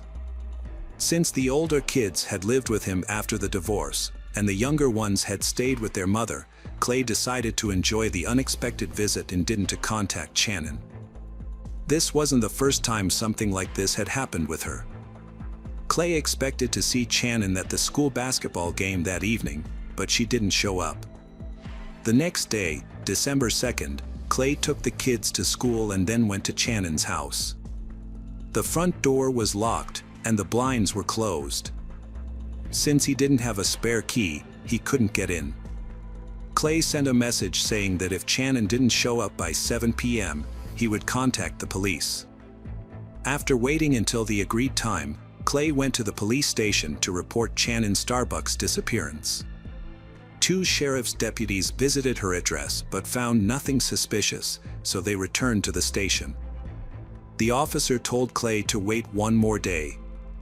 If he still hadn't heard from Channin after that, he should return to the station.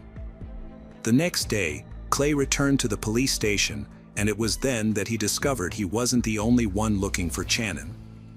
A friend and her mother had also reported being unable to contact her, which was unusual for Channin. This new information prompted the police to take the case more seriously. It had been 48 hours since Channin's disappearance, and several people were worried about her. The police visited Channin's home again. Upon entering the residence, they found no signs of forced entry or robbery. Initially, everything appeared to be in order. However, when they entered Channin's bedroom, they discovered the disturbing truth. Channin Starbuck's disappearance was a result of a brutal murder. In her room, investigators found an unmade bed with a blanket nearby, but the sheet was missing and the mattress cover had red stains. Her cell phone and diary were on the dresser. Forensic experts examined the room for fingerprints, finding 12 latent prints on the massager box and bathroom mirror, while some surfaces had been wiped clean. DNA analysis was conducted on traces found in common areas, and specialists took scrapings from under Channin's nails, face, and neck. Detectives believed the murder occurred after Channin got out of the shower, and her body was moved to the bed and then the floor. The missing sheet was found in a washing machine, suggesting the perpetrator tried to eliminate evidence. Clay arrived at Channin's house by noon to find out what had happened to his ex-wife. However, The scene at her yard was ominous, with yellow tape cordoning off the area, an ambulance, and several police cars parked near the lawn. Clay was the first to be informed of the tragic event. To gather more information about Channon and her lifestyle, the detectives questioned Clay after he had calmed down. He explained that he and his ex-wife had a morning routine where he would take the younger kids to school and she would pick them up afterwards. However, on December 1st, his car broke down a few blocks from home, disrupting their routine. Clay had texted Channon to ask her to take the kids to school. It was supposed to warm up around 11 a.m., but when he tried to start the car again, it still wouldn't start. He gave up and went back inside to take a nap. Clay slept for several hours without being disturbed, during which time his cell phone ran out of battery. To support his story, he showed the police his correspondence with his ex-wife, Channon. Initially, everything seemed to add up. Clay was cooperative, providing his cell phone, DNA, and fingerprints. He also expressed concern for Channon, explaining that their divorce had made her more vulnerable. When asked for more information, Clay revealed that Channon had joined a dating site after becoming single. As an attractive woman, she had many admirers. According to Clay, she might have been seeing multiple people at the same time, and one of them might have been responsible for her death. Unfortunately, he didn't have any specific names to share. During the conversation, Clay became emotional and cried, struggling to accept Channon's death. After recording his statement, the police sent him home. He had to break the news of their mother's death to their children. At the start of the investigation, the case surrounding Channon's Starbucks demise was gathering momentum. Investigators questioned the Channon family's neighbors, focusing on every detail, especially reports of unfamiliar people and vehicles in recent weeks. An autopsy revealed severe injuries, including chest trauma consistent with the use of a stun gun, 10 broken ribs, and head and body injuries likely caused by a blunt object. The severity of the injuries made it difficult to determine the exact time of death, but the expert estimated that Channon's life ended between December 1st and 2. Scratches on her body suggested that she had been moved, and her broken neck bone supported this theory. The medical examiner found evidence of strangulation using a soft object, possibly a hand, towel, or sheet. A breakthrough in the case came from the analysis of body samples, which revealed male DNA. This suggested that the suspect might be one of Channon's close male acquaintances, including her ex-husband or secret admirers. Clay Starbuck, her ex-husband, has cooperated fully with the investigation, including undergoing a medical examination to check for any injuries or harm. Detectives suspected that the perpetrator might have been injured during the struggle, but Clay showed no signs of injury on his hands. The investigators then examined their sons, 21-year-old Austin and 18-year-old Blake. The only issue that arose was the presence of old cuts on the older son's hands, but these were explained by his job at a window manufacturing plant. During conversations with the sons, some facts were established that would later become clearer. The children knew that after the divorce, their mother had been dating and they disapproved of it. They had seen explicit photos on their mother's laptop, leading them to wonder if she might have been targeted by an online predator. It was clear that the sons loved their mother and were deeply shaken by her death. However, they had disagreed with the changes she had been making in her life. In a subsequent interview, Clay expressed himself more clearly. He blamed Channon's behavior for his family's problems while he was away on business, especially her frequent encounters with other men. Clay even suspected that Marshall might not be his biological son, but he loved him regardless. Clay believed that after their relationship ended, Channon started to indulge excessively and not appropriately for her age. He disapproved of her dropping off the kids at his place when she went on dates.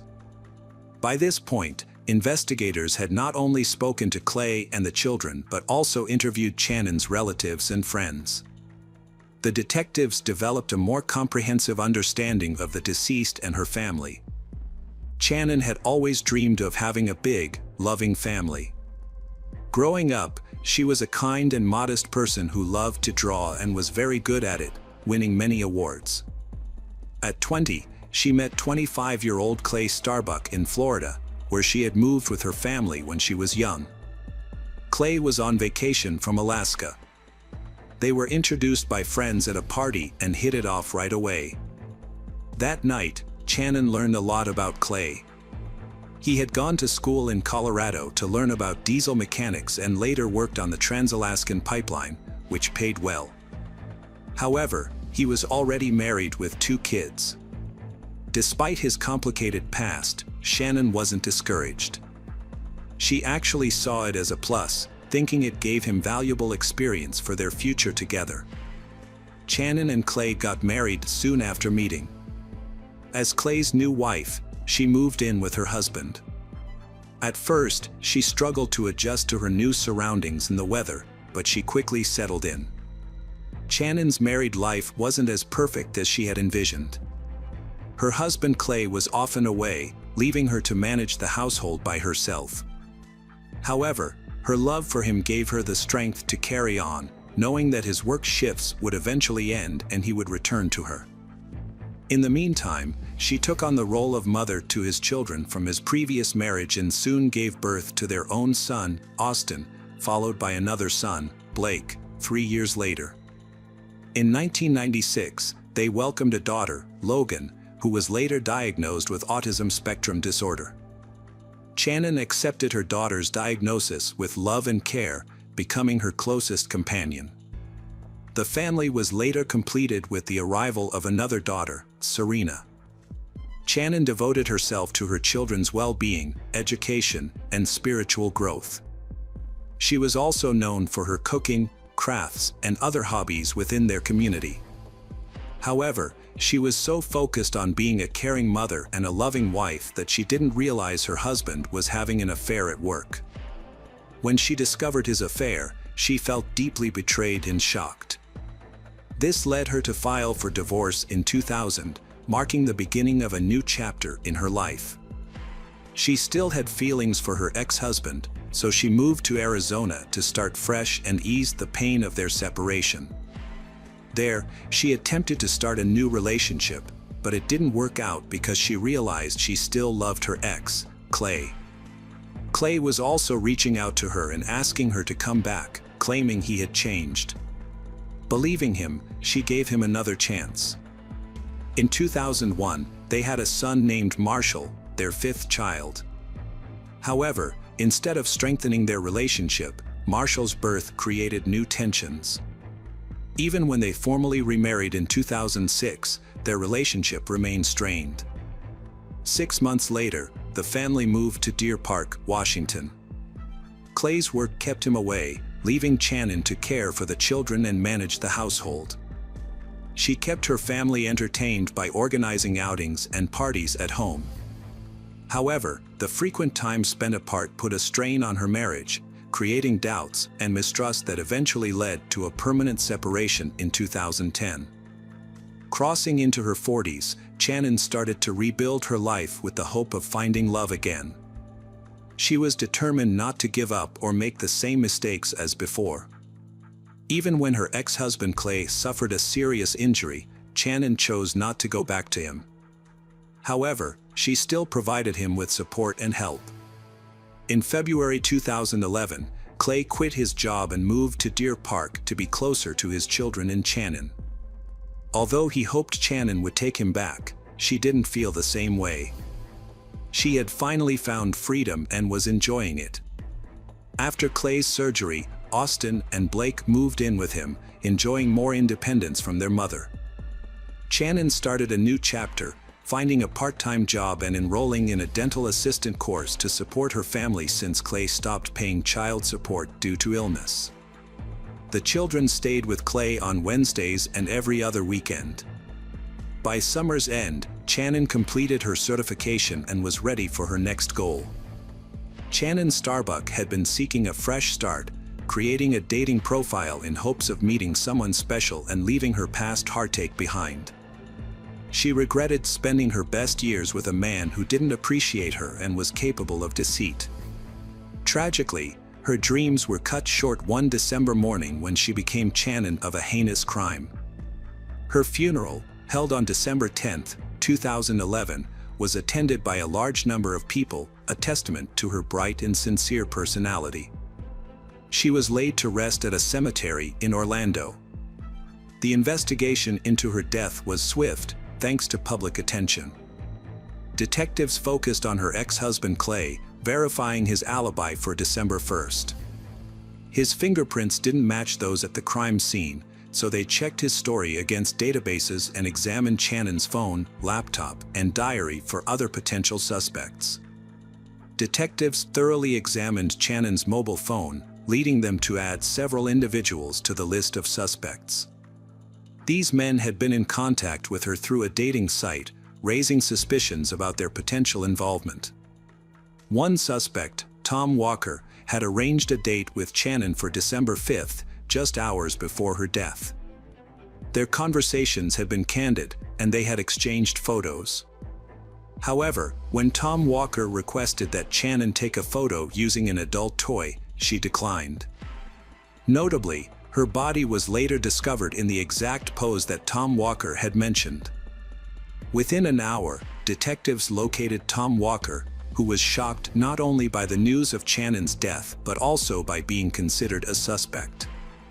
He promptly provided an explanation for his activities on the day of her death, which was corroborated by his colleagues and surveillance footage. The next individual on the list was John Wilson, who had scheduled a meeting with Channon on December 1st. An examination of their correspondence revealed. The investigation revealed that the suitor, whose real name was John Kinlawn, had no intention of a serious relationship with Channon and had used a fake identity. He was married and worked in a different field than he claimed, which explained his secretive behavior. When questioned, Kinlawn had an alibi for the time of the crime, which was corroborated, and he was released after providing a DNA sample. The investigation was back to square one, but a breakthrough came when detectives examined Channon's mobile phone. They discovered that a 911 call had been made from the phone on the morning of December 1st, but it had been deleted from the call log. After retrieving the call, they found it contained only the sounds of sobbing and rustling before abruptly ending. Channon's phone records revealed a failed call and 11 messages sent after her death. GPS data confirmed her phone was at home, where she was killed after dropping her kids at school. The suspect tried to mislead the investigation and was found to be close to the Channon family, even using a nickname for the youngest son. After uncovering this information, Clay's statements were examined more closely. He had a clear motive for killing his ex-wife, as divorce can be difficult for some partners to accept. Additionally, he had the perfect opportunity, knowing her daily routine.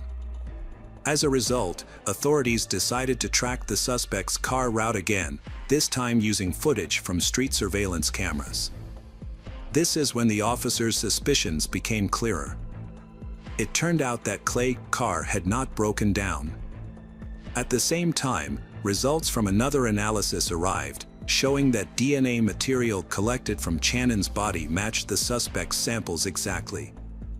When Channon returned home, a heated argument broke out, which ultimately led to her death.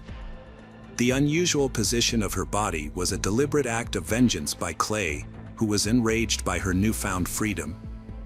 After the murder, Clay stayed in the house and impersonated Channon in text messages. It became clear that his intentions to harm her may have been long-standing. A friend's conversation with detectives took on new significance, revealing that Clay and Channon's relationship was troubled. Channon had confided in friends that she was tired of Clay's controlling behavior and criticism, and had feared he might harm her if she ever left him.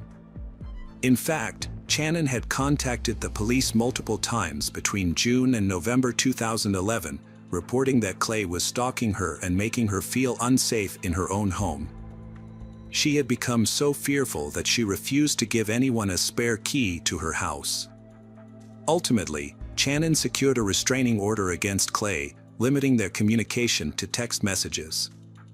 A thorough examination of her diary revealed that she not only feared her former lover but also believed he was manipulating their children against her.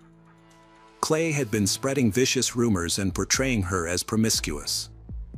As a result, when he was arrested on February 6, 2012, the children refused to believe he was involved.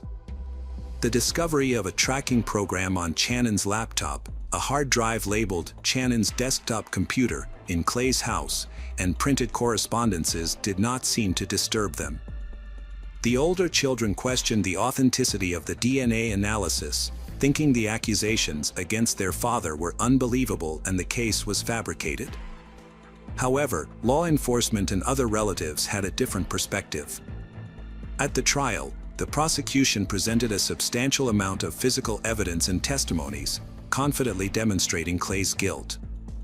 In June 2013, justice was served when Clay Starbuck was found guilty of first-degree deprivation of life under aggravating circumstances and disrespect to human remains. He was sentenced to life without parole. His 2015 appeal was denied. He's serving time in Spokane County. Channon's family grieves her loss, but the children siding with their father hurts more. His obsession led to revenge, leaving the children without a mother or father. Hello friends, welcome to our channel. Today we're going to take a look at another horrible case with you. The case of Hannah Clark. Hannah Clark was born on September 8, 1988. By 2020, she was a devoted mother of 3 young children, 2 sweet girls, Aaliyah and Liana, and a rambunctious boy named Trey. Hannah's loved ones remember her as a kind and gentle soul with a bright smile that could light up anyone's heart. She was a selfless and caring mother who gave her all to her children. Hannah's family life was marked by her relationship with her ex-husband, Rowan Baxter, a rugby player for the New Zealand Warriors team. Despite their significant age difference, they formed a strong bond, which deepened over time. Sue Clark, Hannah's mother, struggled to accept Rowan, but Hannah refused to listen to her concerns. People close to Rowan shared negative opinions about him. Sue, Hannah's mother, had a nagging feeling that something was off about Rowan. She perceived him as arrogant and self-centered, which made her uneasy. She was also concerned about the significant age gap between Rowan and Hannah. When they first met, Hannah was a recent graduate, while Rowan was 31 years old. Additionally, Rowan's past relationships were a worry for Sue, particularly since he was still in the process of divorcing his previous wife and was living with her at the time.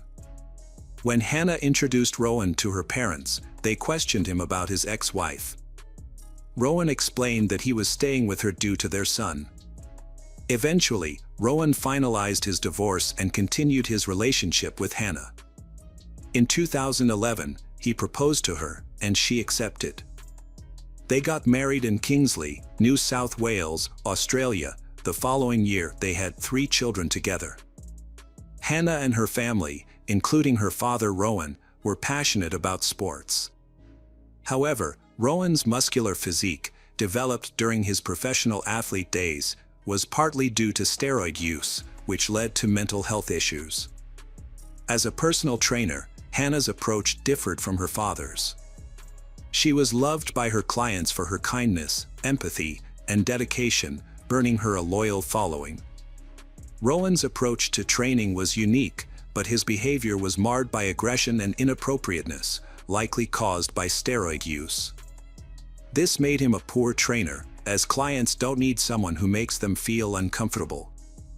Rowan struggled to communicate effectively with people, which negatively impacted his career and finances.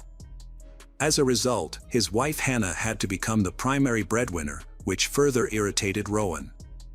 He felt emasculated by her success, as she was doing a better job than he was. Despite their financial struggles, they decided to open their own fitness club. However, this decision was largely driven by Rowan's desire to control Hannah's every move and monitor her whereabouts. Rowan's behavior in the store mirrored his past actions at the gyms where he worked. He often felt the need to assert superiority over women. During a private training session with Sue's mother, he showed his cruel side, acting inappropriately instead of showing respect. He dropped Sue, causing her to hit her head and bleed, and laughed at her clumsiness, showing no sympathy. Despite this alarming behavior, Hannah's parents tried to accept him for their daughter's sake. Rowan's control over Hannah was all-encompassing, and he isolated her from her family and friends. He dictated who she could see and when, and even forbade the children from visiting their grandmother and Hannah from communicating with her brother, whom he disliked. As a result, Hannah felt trapped and enslaved, confined to the walls of her own home. Rowan's behavior towards Hannah was also emotionally and physically abusive. He would demand intimacy from her, and if she refused, he would become enraged, taking out his anger on her and the children. After forcing himself on her, he would then apologize insincerely, attributing his behavior to a burst of passion. Hannah's life was slowly under the constant control and cruelty of her husband, Rowan. Their marriage, once filled with love and passion, had degenerated into a nightmare of fear and submission. Rowan's tyrannical behavior had created a toxic environment where Hannah lived in constant terror of his wrath. Rowan's cruelty was not limited to Hannah, he also targeted their children. While some playful exchanges between parents and children are normal, Rowan frequently crossed the line, intentionally hurting and belittling them. When the children cried, he would mock them, showing no empathy or respect for their feelings. For example, a conflict between Rowan and his daughter Aaliyah turned disastrous when Rowan used excessive force, causing Aaliyah to hit her head. The injury was severe enough to require hospitalization and stitches. Instead of taking responsibility and apologizing, Rowan blamed Aaliyah for the incident. This was not an isolated incident, as Rowan had a history of tormenting his children. As an athlete, he would take ice baths after training, but he would also force his children, including his young son Trey, to sit in icy water, disregarding their tears and pleas for mercy. In the same year, Hannah's life took a drastic turn for the worse. Rowan, who had recently become interested in jiu-jitsu, returned home from a training session one day, still pumped up with adrenaline. Without warning, he physically attacked Hannah, grabbing her throat with a tight grip and uttering terrifying words. Consumed by fear, Hannah didn't immediately recognize that she was experiencing domestic violence. However, this incident was far more frightening than anything she had previously endured. As a result, Hannah made up her mind to leave Rowan at the earliest chance. After reaching out to the police, she provided a detailed account of the horrific experience to the officer.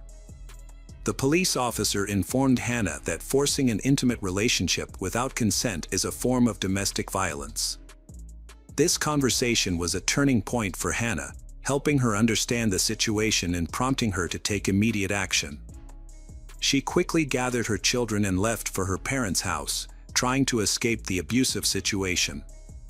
Although their divorce was not yet finalized in November 2019, Hannah made the decision to allow Rowan to spend time with their children. However, she was aware that she had no legal authority to control this arrangement without a court's intervention. Even so, Hannah was still uneasy about leaving the children in Rowan's care.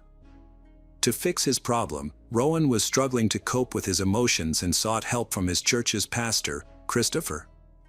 Christopher was a kind and supportive person who was always willing to listen.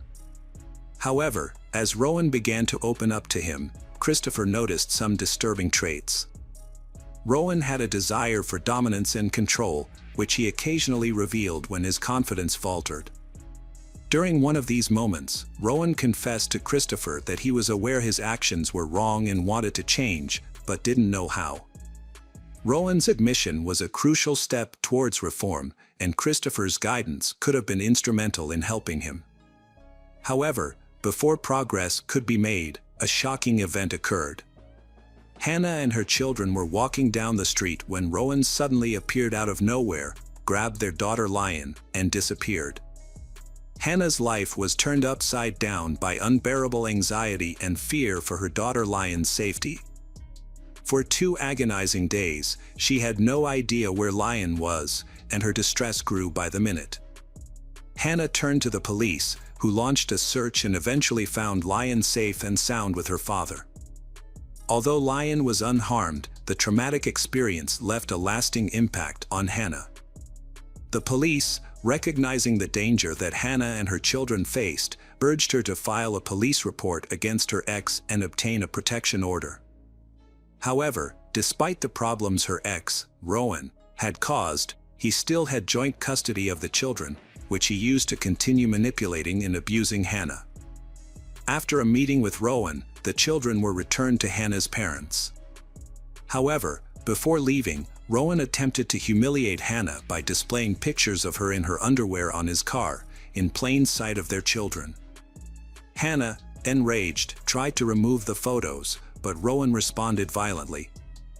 He grabbed her shoulder, twisted her arm, and punched her in the face, splitting her lip. The attack was only stopped when Hannah's mother, Sue, intervened. As Rowan drove away, he yelled insults. Hannah, traumatized, immediately reported the incident to the police, as it was a clear violation of the protection order. Unfortunately, the authorities were unable to respond in time, which ultimately led to a tragic outcome. It was a typical morning on February 19, 2020. Hannah grabbed her car keys and left her parents' house to drop off her 3 kids at kindergarten.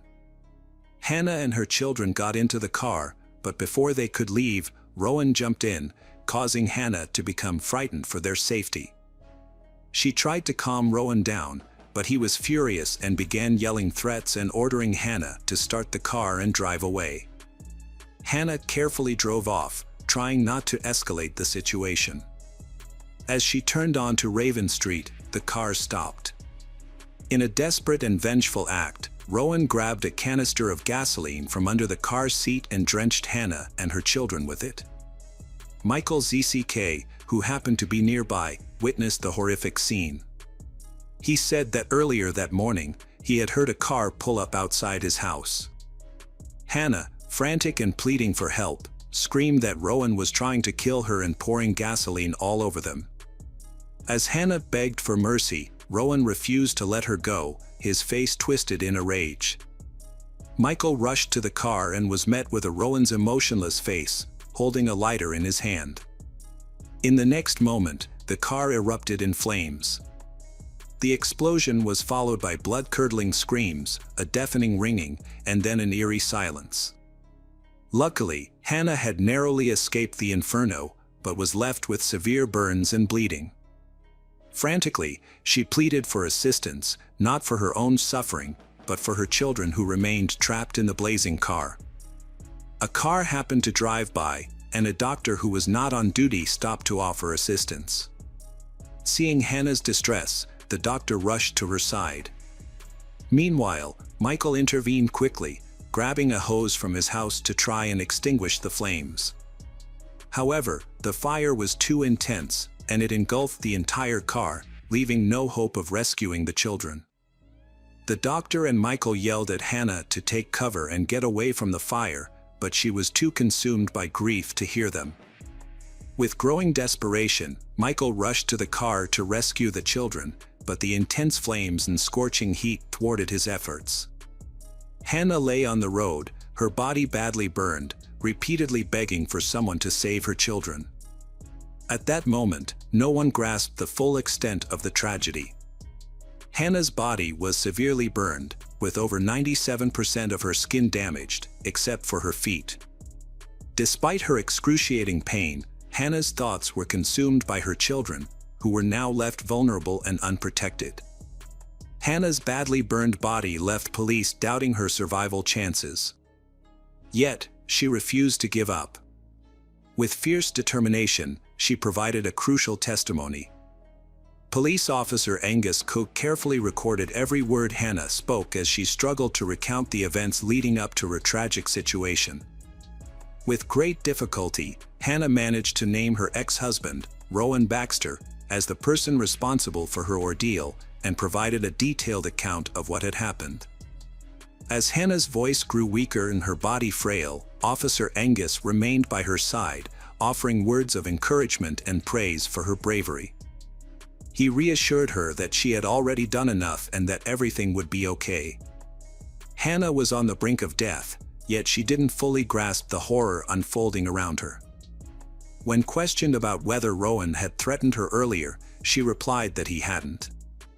As doctors approached to alleviate her suffering, she lost the ability to speak. Meanwhile, Rowan Baxter's behavior was erratic. Despite suffering severe burns covering 80% of his body, he managed to exit the car unassisted. Rowan sat on the road, staring at the burning vehicle. After a brief moment, he inexplicably climbed back into the car, which was engulfed in flames. A witness, putting their own life at risk, attempted to extinguish the fire at the back of the car. It was then that Rowan retrieved a knife from the vehicle and began to chase people away, preventing them from putting out the flames. The children, trapped in the burning car, had little chance of survival. Nevertheless, bystanders refused to give up their efforts to save them. Rowan refused to let anyone approach the car, claimed them to a horrific death. In a final, selfish act, he stabbed himself with the knife. Despite her own life-threatening injuries, her primary concern was for the health of her children and her desire to reveal the truth. Tragically, Hannah passed away in the hospital on the same day, at the young age of 31. Hannah was a victim of severe domestic violence, which also affected her children. She fought tirelessly to protect her family from their abuser, but sadly, her efforts were ultimately unsuccessful. Throughout her daily struggles, Hannah showed immense courage, standing up for her loved ones despite the numerous challenges she faced. For days later, a massive gathering took place to pay tribute to Hannah and her children. A lasting memorial, Hannah's House, was also created in Camp Hill, where a tree planting ceremony was held in her honor, accompanied by a plaque that tells the story of her life. Hello friends, welcome to our channel. Today we're going to take a look at another horrible case with you. The case of Jassy Correa. Jassy Correa was born in Praia, Cabo Verde, but her family moved to the United States when she was just 3 years old. She grew up in Dorchester, Massachusetts, and Boston became her hometown. As she grew older, Jassy became a loving mother to her daughter, Gabriella. However, Jassy's personal life was marred by difficulties. Jassy's husband, Miguel Castro, physically attacked her. Despite wanting to leave him, Miguel refused to let her go and severely beat her. Jassy eventually reported the incident to the police, and Miguel was sentenced to 4 years in prison. Jassy worked as a waitress at Del Frisco, a Boston restaurant. In her free time, she enjoyed dancing and photography. She cherished moments spent with her family, friends, and daughter, Gabriella. One of her favorite activities was taking her little daughter to the park. On the evening of February 23, 2019, Jassy celebrated her birthday with friends at Venue, a nightclub in Boston's Theater District. Before heading out, she left her 2-year-old daughter with her family and got ready for a night out, wearing a new orange jumpsuit. They had spent the evening dancing and drinking champagne at a nightclub.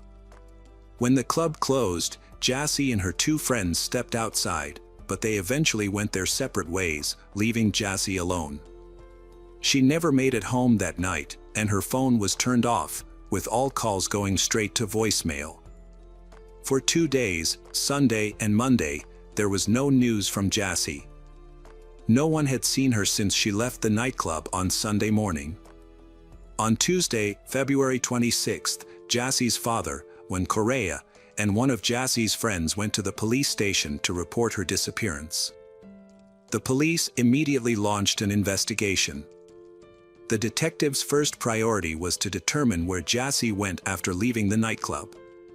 Jassy's family and friends distributed flyers around the city, hoping someone might have information about her whereabouts. The detectives also interviewed Jassy's friends who were with her that night, but they didn't know where she had gone after leaving the club. According to her friends, Jassy had planned to head home after saying goodbye. To gather more information, the police interviewed witnesses and reviewed CCTV footage from cameras inside and outside the nightclub. One recording showed Jassy on the sidewalk on Tremont Street, near the nightclub, talking to several people at 2:14 a.m. This was after she had left the club. The footage revealed that Jassy, who appeared to be intoxicated, mistakenly got into an Uber she hadn't ordered. The driver, unhappy about the mix-up, argued with her and eventually pushed her out of the vehicle. After being forced out of the car, Jassy continued to argue with the driver. That's when an unknown man approached her and took her hand, pulling her aside to talk. Despite possibly wanting to leave, Jassy was unable to free herself from his grasp. The CCTV footage showed the man, still holding Jassy's hands, pulling her closer. Eventually, Jassy left the area with him. In hindsight, it's clear that she had fallen prey to a predator who took advantage of her vulnerable state. The next camera footage showed Jassy jumping onto his back, and he carried her to his car. They drove away together. 14 minutes later, the police had many questions to answer. Who was this man, and where had he taken Jassy? Fortunately, they quickly identified the man and located his address. Louis Coleman, a 32-year-old man from a good family background, was with Jassy at the time of the incident. He had earned a master's degree in physics and had no prior record with the law.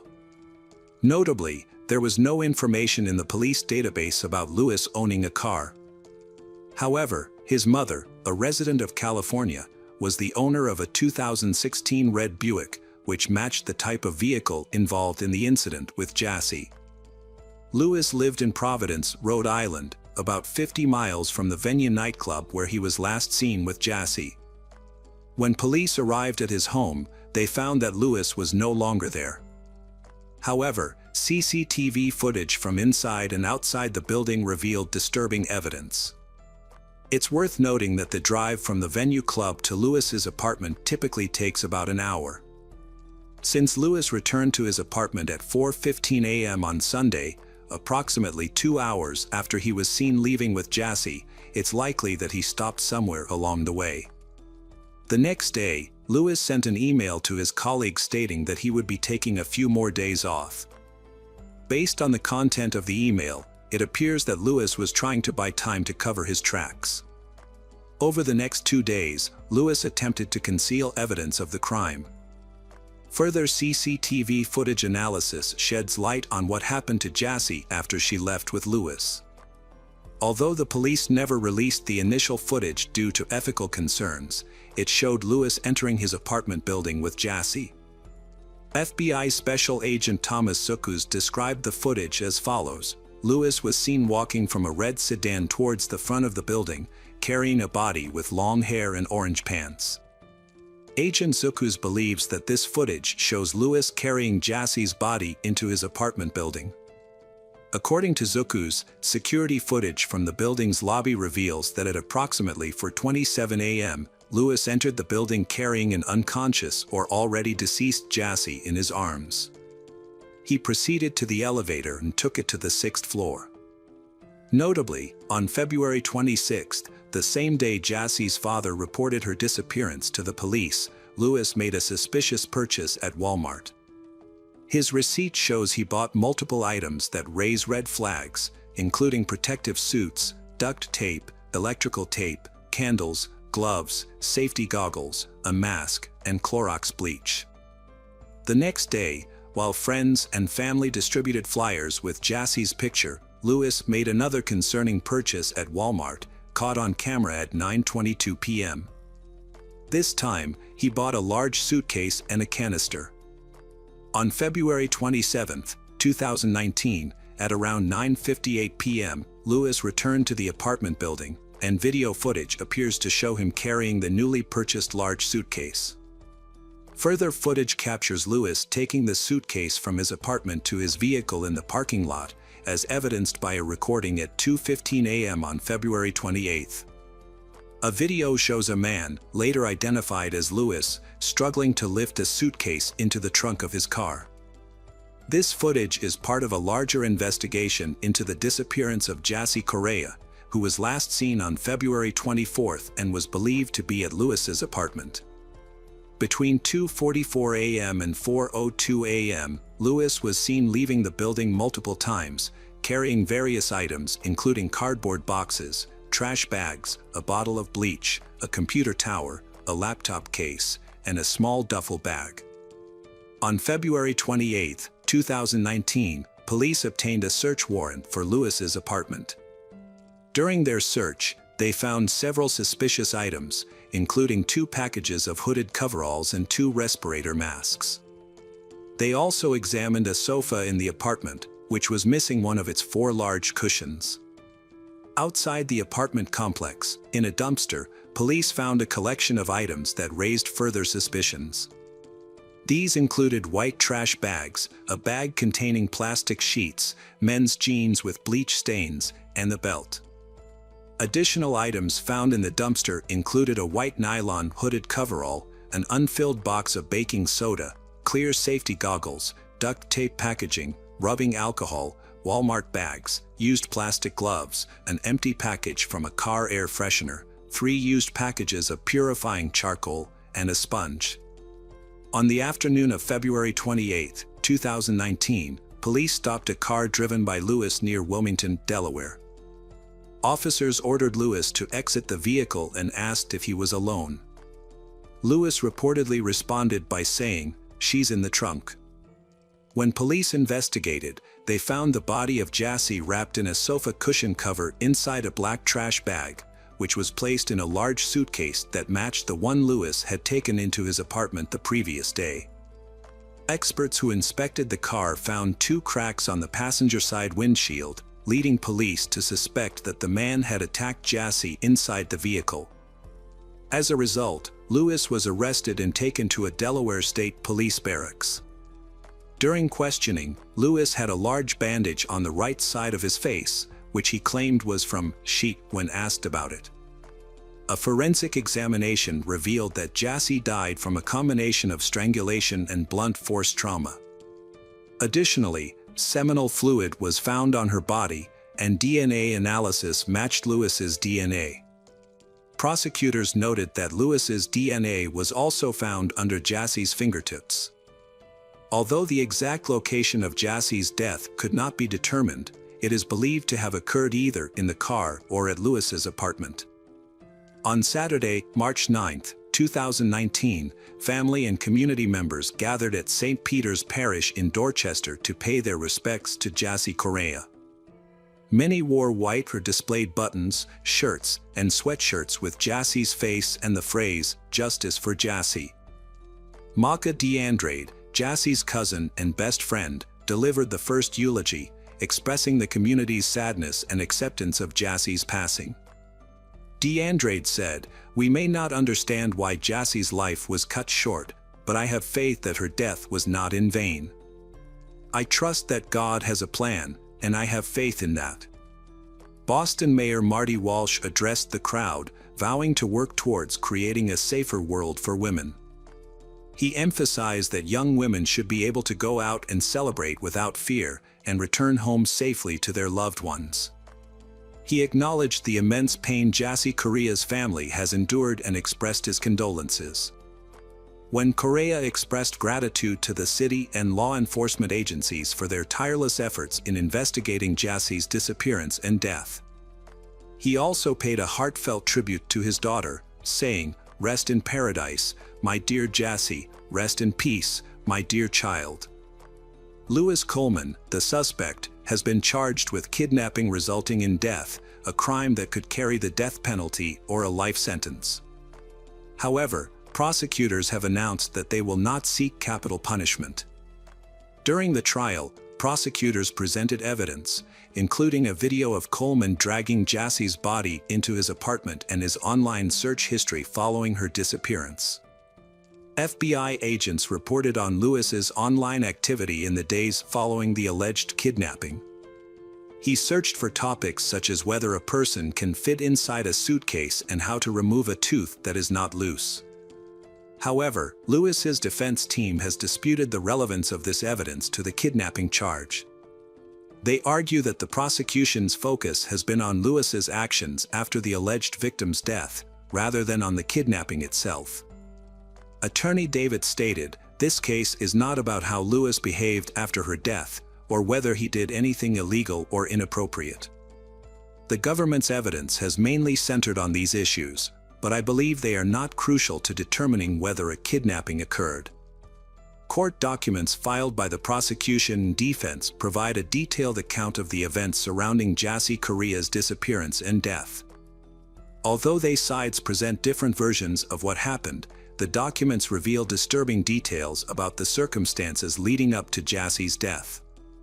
Prosecutors established that the defendant, Lewis, was at the same nightclub as Jassy and her friends on the night of her disappearance. However, Lewis was interacting with a different woman he had just met, not Jassy.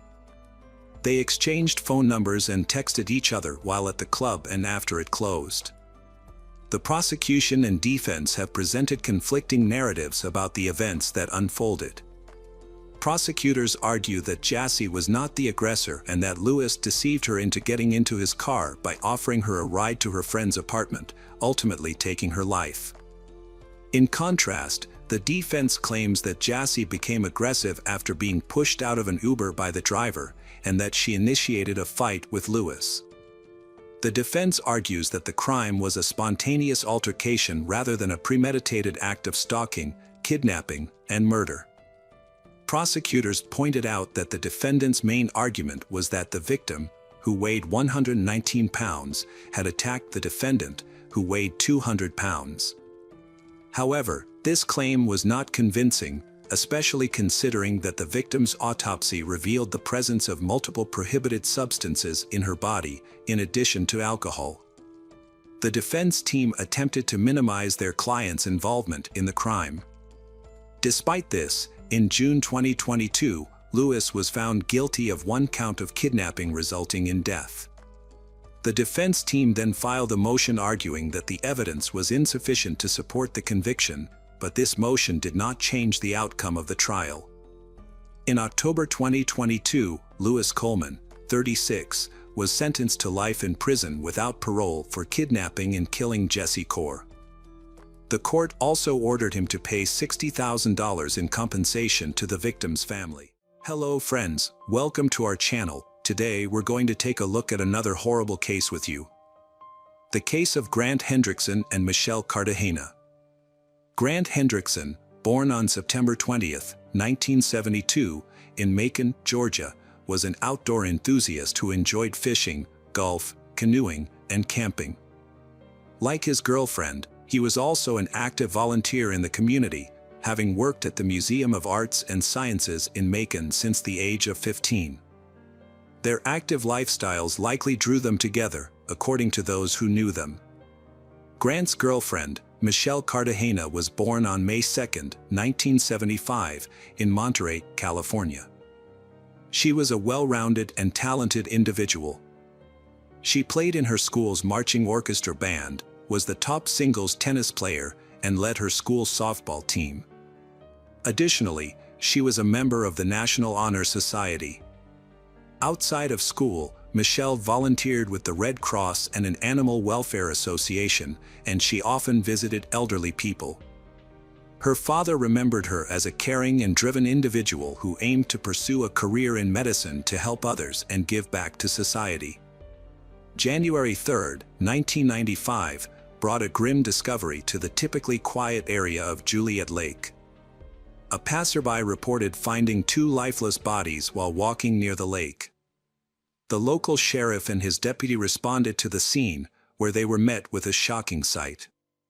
Their office was not accustomed to handling serious crimes, as fights and thefts were the norm.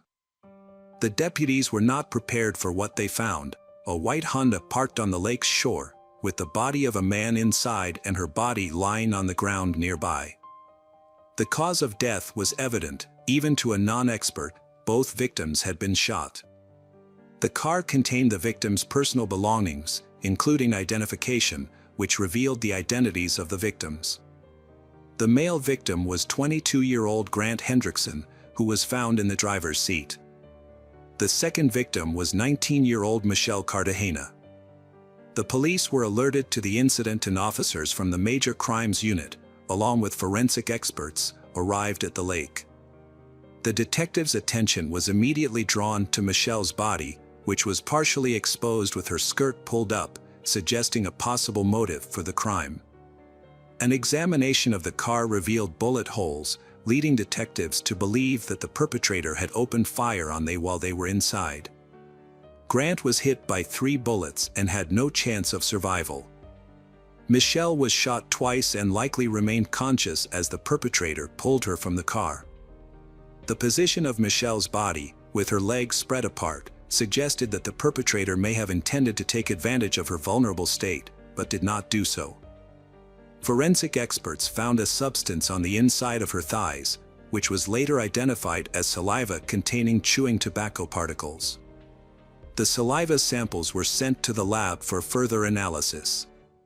During the crime scene investigation, police discovered important evidence, including bullet casings of 2 different calibers, 13.223 caliber casings and 4 9mm casings. The presence of 2 types of ammunition suggests that there may have been 2 perpetrators, each using a different weapon.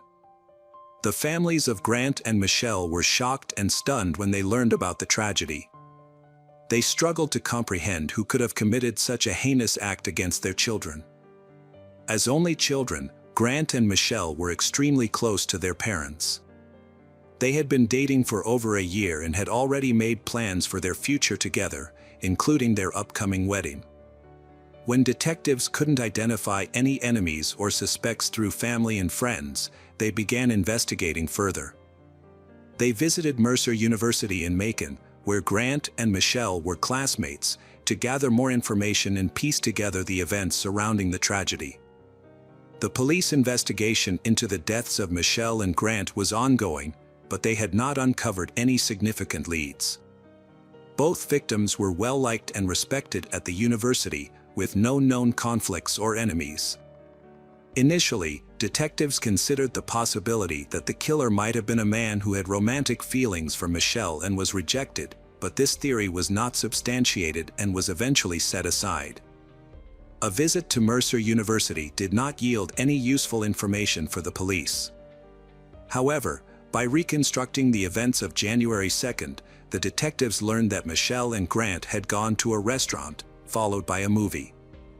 After the film, they headed to a holiday camp at Juliet Lake. The camp was open to the public 24/7 and featured a boat launch, parking area, small dock, and picnic tables. Since it was a free public space, there was no staff or security present on the night of the crime. Other people were in the area, but they did not report anything suspicious. Some individuals did hear loud noises, which they initially dismissed as firecrackers. A witness reported seeing a 1980s Honda CRX speeding out of the parking lot. Meanwhile, investigators found a DNA sample in saliva on Michelle's thigh. However, at the time, DNA technology was still in its early stages. The DNA Identification Act, which allowed the FBI to create a national DNA database, was not passed until 1994. As a result, there was no database to compare the DNA sample to, and it could only be matched by directly comparing it to the perpetrator's DNA. The investigation also included questioning staff at the restaurant and cinema that Grant and Michelle visited before their deaths, but nothing suspicious was found. The authorities considered the possibility that they might have been random victims or had a chance encounter with someone who became violent. The detectives found no evidence of any other motives, as they had good grades, no connections to shady individuals, and did not use illicit substances. The fact that the perpetrator left behind valuables, including money, suggests that the motive behind the crime was not financial gain, but rather something else. Forensic analysis revealed that the likely weapons used in the crime were an AR-15 rifle and a 9mm Ruger pistol. Despite questioning over 100 individuals and collecting DNA samples from several dozen potential suspects, the investigation had stalled. More than a year and a half after the crime, Agent Randy Upton of the Georgia Bureau of Investigation took over the case in the fall of 1996. Randy adopted a new approach, shifting his focus from identifying the perpetrator to locating the weapon used in the crime. He visited the largest gun store in Macon and requested a list of customers who had purchased an AR-15 rifle between 1985 and 1995. Investigator Randy started contacting individuals on the list of 108 potential suspects.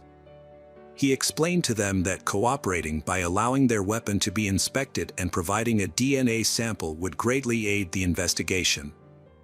Most of the people Randy spoke with agreed to comply, which led to the experts conducting further tests.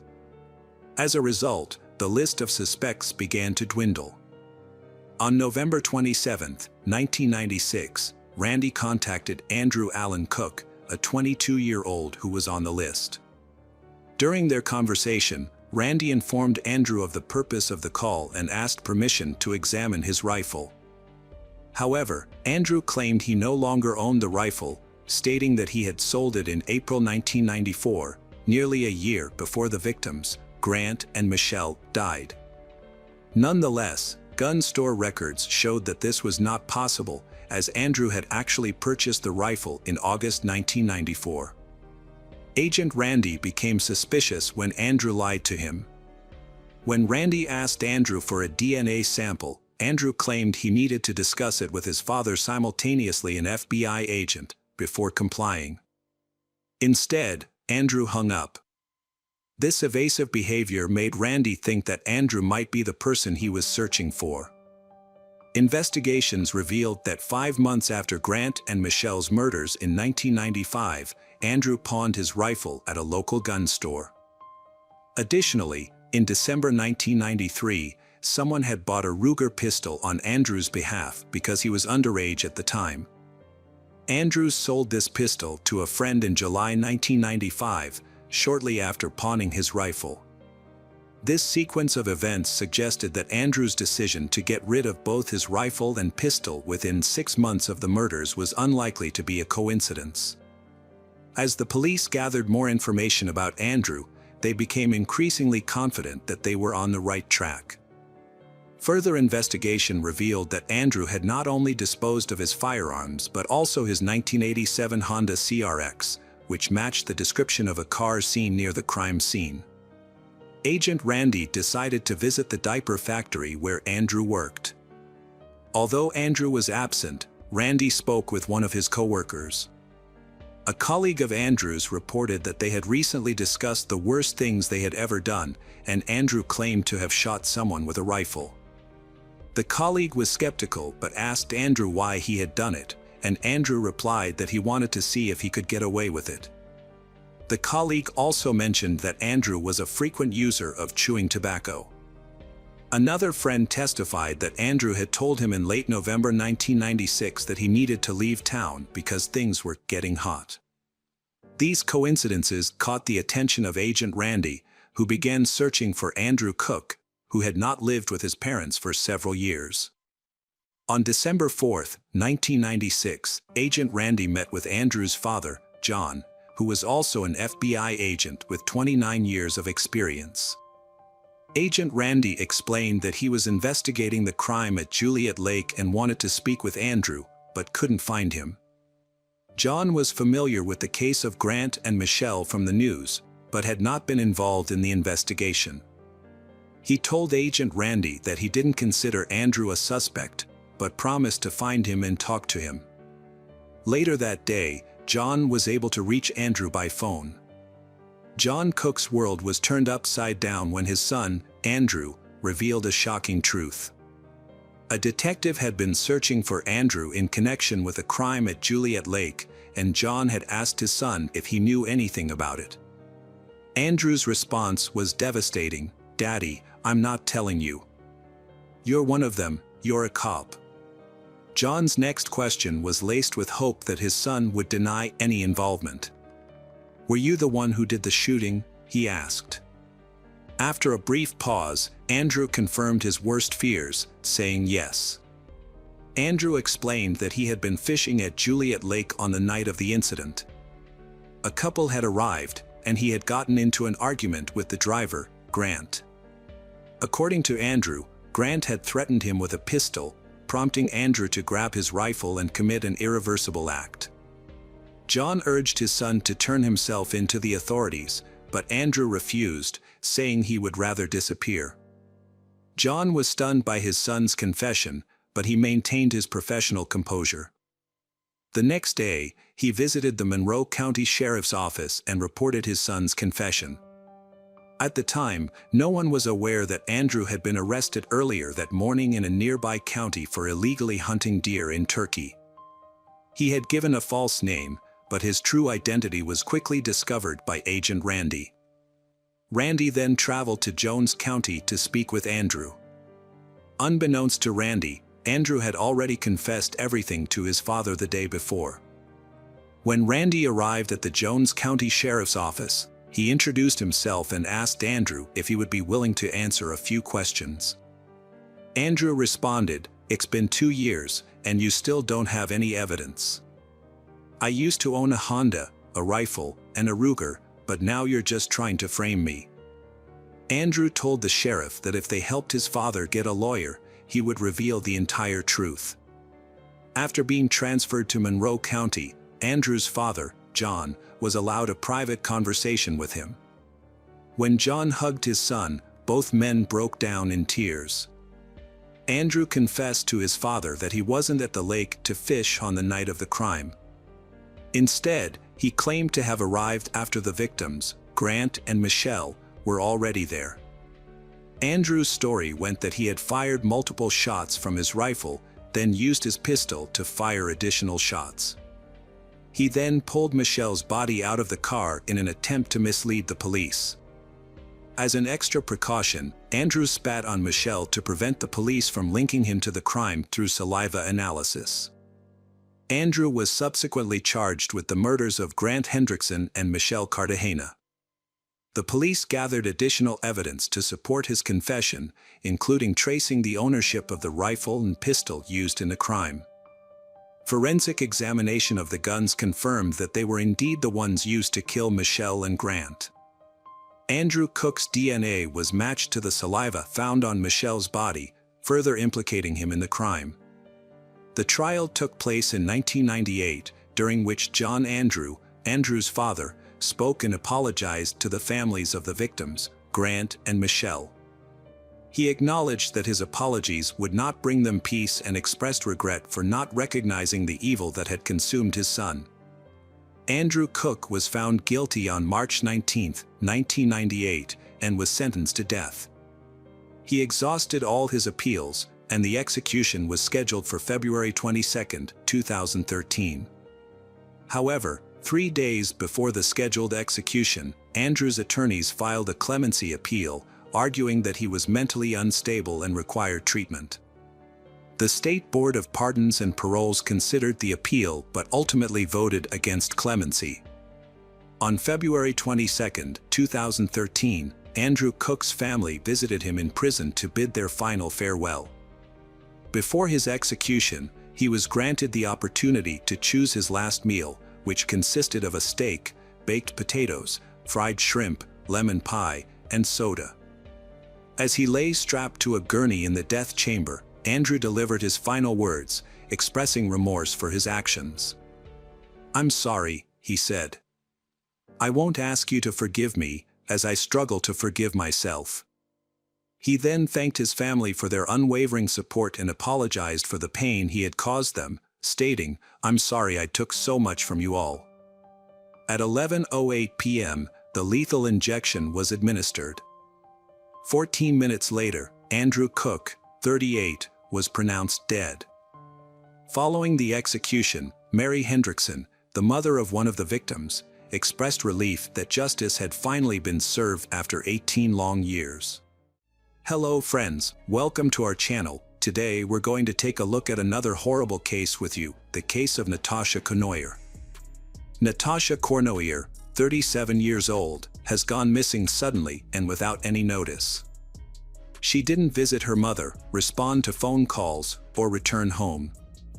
As the day went on, it became clear that none of her friends or colleagues had seen her either. Her worried relatives reported her missing at 5 p.m., prompting a police investigation. Natasha worked as a public relations specialist for the Correctional Service of Canada. Detectives began by interviewing her co-workers. Upon arrival, they found her car still parked nearby. A nervous-looking man, Michel Trottier, was standing by her vehicle. He claimed to be in a relationship with Natasha and was trying to figure out where she might have gone. The back door of Natasha's car had scratches, but it was unclear if they were related to her disappearance. With no reason to suspect Michel Trottier of involvement, detectives continued their investigation. Co-workers reported that Natasha was at work on October 1, 2009, the day before she vanished. She seemed to be in a good mood, friendly, and untroubled, with no signs of anything amiss. On October 2nd, Natasha needed a day off to deal with issues related to her recently deceased father's tombstone.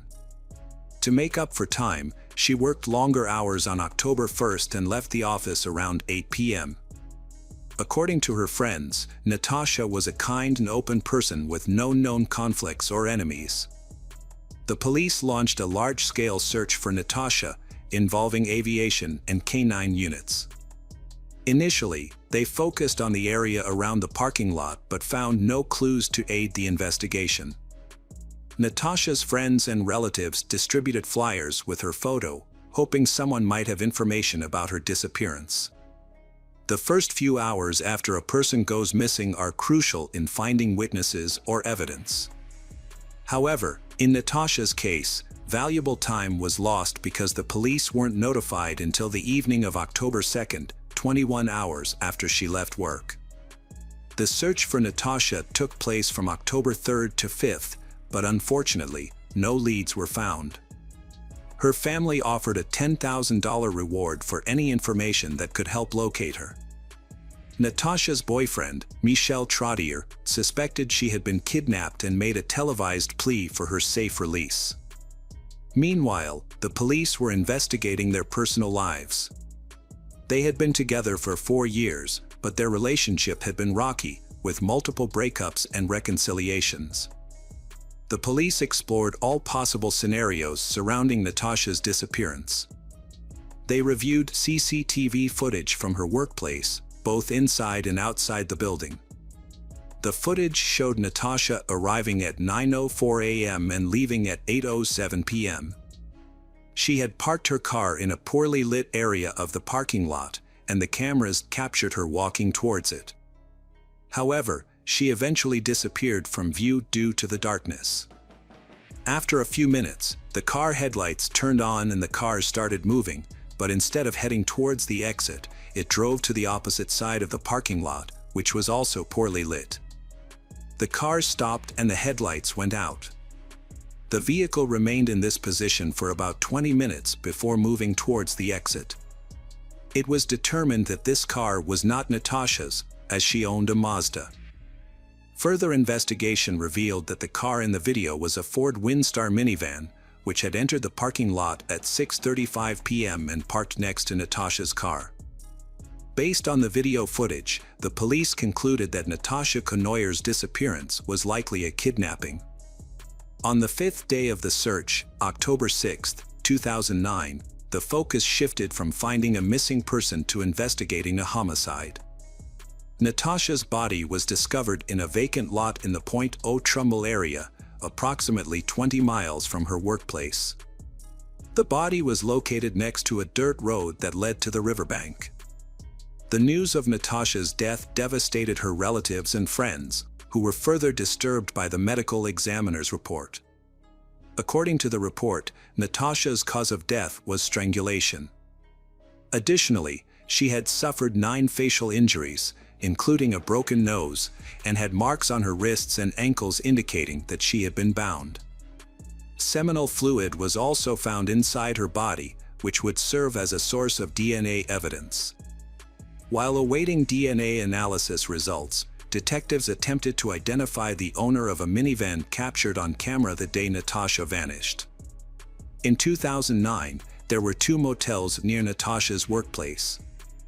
On October 16, 2009, 10 days after her body was discovered, police visited both motels to review guest registration cards. At the Lido Motel, they found a guest who had registered a Ford Windstar. The guest was 48 years old Claude LaRouche, a registered sex offender with 2 prior convictions. In 1993, Claude was sentenced to 1 year in prison and 2 years of probation for coercing a 19-year-old acquaintance into sex. In 2005, he received a 40-month prison sentence for attempting to kidnap a 7-year-old girl. She managed to escape and run to a neighbor's house. Claude's 40-month sentence for the attempted kidnapping of a child raises questions about the severity of his punishment. In November 2008, Claude was released and started working as a carpenter. He married a woman with 2 sons, and they all lived together in a house about a 10-minute drive from where Natasha Cournoyer disappeared. Detectives found out Claude checked into a motel the night Natasha went missing.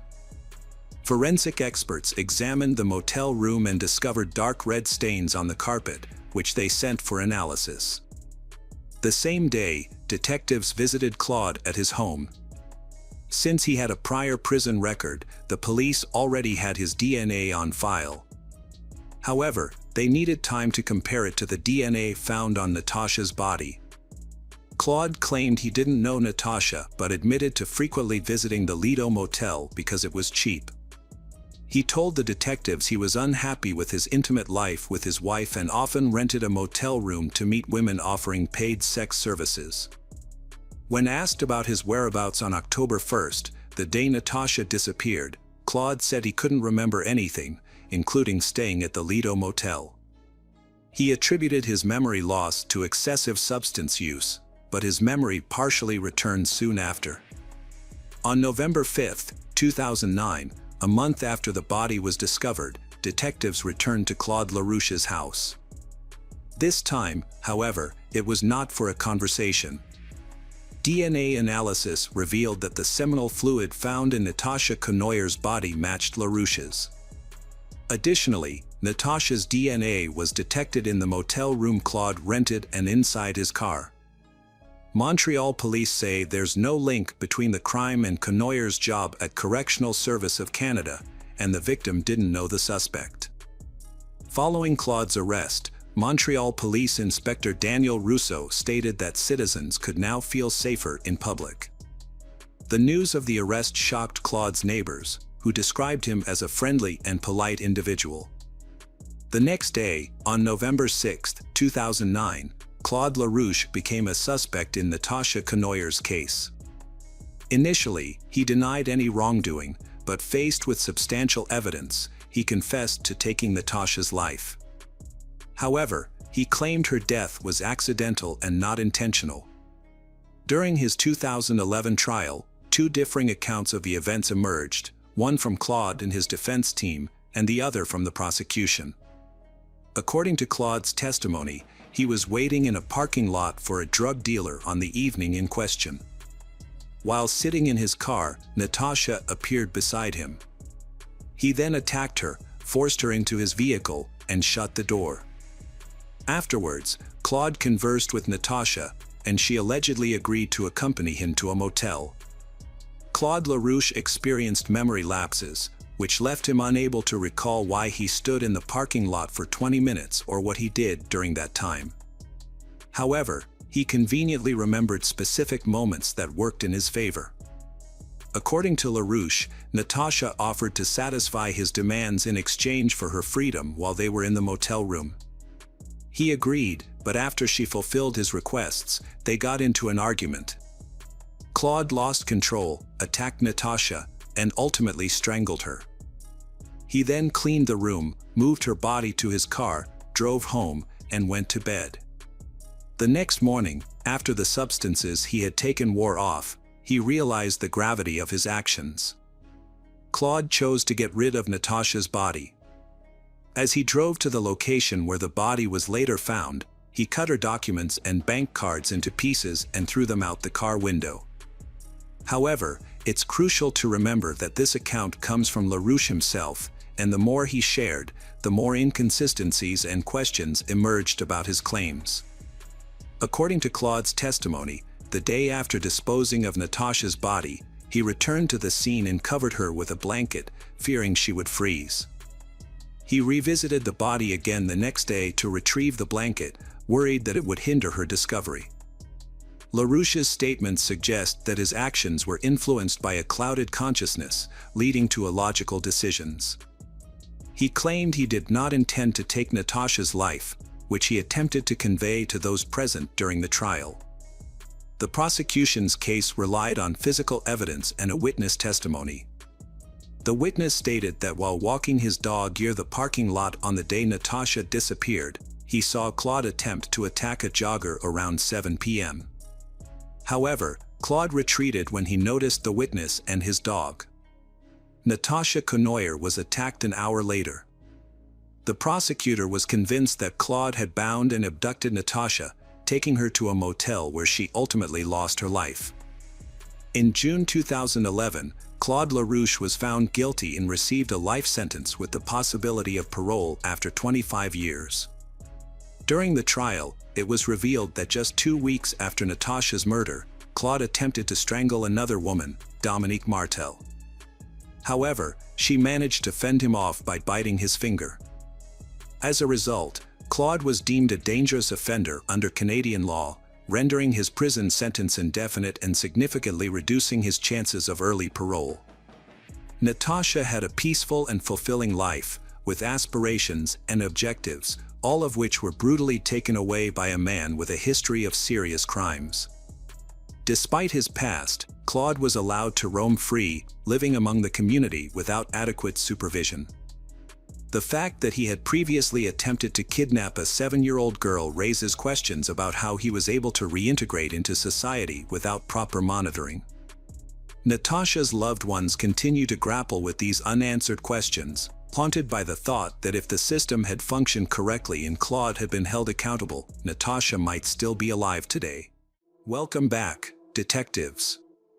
Let's dive into another horrible case.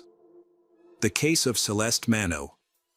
Celeste Mano was born on November 30, 1997, in Melbourne, Victoria, Australia. She was the youngest of 2 children to parents Eggy Diro and Tony Mano, and grew up with her older brother Alessandro. Although her parents separated when she was young, her father remained involved in her life, providing financial support and maintaining a relationship with his children. Celeste was a sociable and active student who enjoyed sports, dance. Initially, she wanted to become a lawyer and enrolled at the University of Melbourne to study criminal and civil law.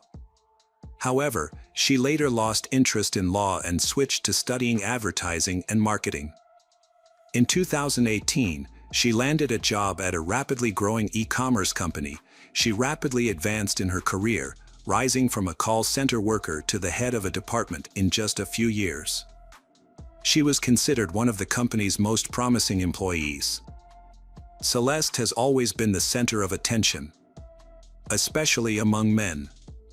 However, she is very picky about her partners. Meanwhile, one of her colleagues, Louis Seiko, has had his eye on her since she started working at the company. He is almost 16 years older than her and has shown no signs of career ambition, remaining in the same subordinate position for many years. Despite his reserved nature, Louis Seiko was friendly and polite. He often asked Celeste out, but she consistently declined. Instead of taking the hint, Louis Seiko chose to view her rejections as a challenge or a game. He believed that Celeste was playing hard to get and was determined to win her over. Despite her clear lack of interest, Louis Seiko continued to try and draw her attention through various means. Celeste finds Louis Seiko's attention annoying, but she tries to keep her cool, hoping that he will eventually lose interest or focus on someone else. However, Louis Seiko's infatuation with Celeste grows stronger over time, becoming an obsession that everyone around him notices. Celeste confided in a close friend and colleague that she would never consider a romantic relationship with Louis Seiko due to several reasons. Firstly, she found him odd and unpredictable. Secondly, she was not attracted to men lacking ambition and life goals. Lastly, their significant age difference was also a factor. Despite feeling pity for Louis Seiko, she knew he had no chance with her. Louis Seiko's relentless pursuit of Celeste led to a critical mistake: he neglected his work duties. As a result, his productivity plummeted, which did not go unnoticed by senior management. Louis Seiko received 3 reprimands and warnings before being dismissed in early autumn 2019. As he gathered his belongings in the office, he appeared on the verge of tears, clearly devastated by the outcome. Celeste is relieved when Louis Seiko finally leaves her alone, but she also feels guilty, thinking that her actions contributed to his firing. Manel, as a department manager, thanked Louis Seiko for his years of service and escorted Louis Seiko out of the building. As they parted, he patted Louis Seiko on the back and sincerely wished him luck. The dismissed employee, Louis Seiko, came to a surprising realization. He thought Celeste was hesitant to pursue an office romance because she was his superior, and it might harm her career. Now, Louis Seiko believed that there were no obstacles to their happiness, and they could be together. Overcome with emotion, Louis Seiko suddenly kissed Celeste on the cheek. Shocked by his bold move, Celeste was speechless. She quickly turned around and fled back into the office without saying a word. Louis Seiko misinterpreted her reaction, thinking that Celeste had feelings for him and that he shouldn't give up on pursuing her. After being fired, Louis Seiko created a social media account and sent Celeste a friend request, which she initially accepted. However, when he began asking her to meet up and go out, she politely declined and eventually blocked him. Undeterred, Louis Seiko created a new profile and sent her another friend request the next day. Celeste tried to ignore him, but he continued to comment on her photos, complimenting her appearance and suggesting they would make a great couple. To limit Louis Seiko contact, Celeste adjusted her profile settings to restrict messages, comments, and posts to only her friends. Despite this, a week later, she started receiving romantic messages from an unknown number, which she suspected were from Louis Seiko. The messages included poems he had written, admiring her beauty and trying to persuade her to go out with him. This was particularly concerning since Louis Seiko had never had her personal phone number during their time working together, and she had only communicated with him through work channels. Celeste initially tried to address the stalker by answering one of his calls. Celeste explained to him that there was no possibility of a relationship and urged him to stop contacting her. Unfortunately, Louis Seiko was not receptive to her message and instead continued to focus on how much he enjoyed hearing her voice. Despite Celeste's attempts to block him, Louis Seiko managed to circumvent this by calling from different numbers each time.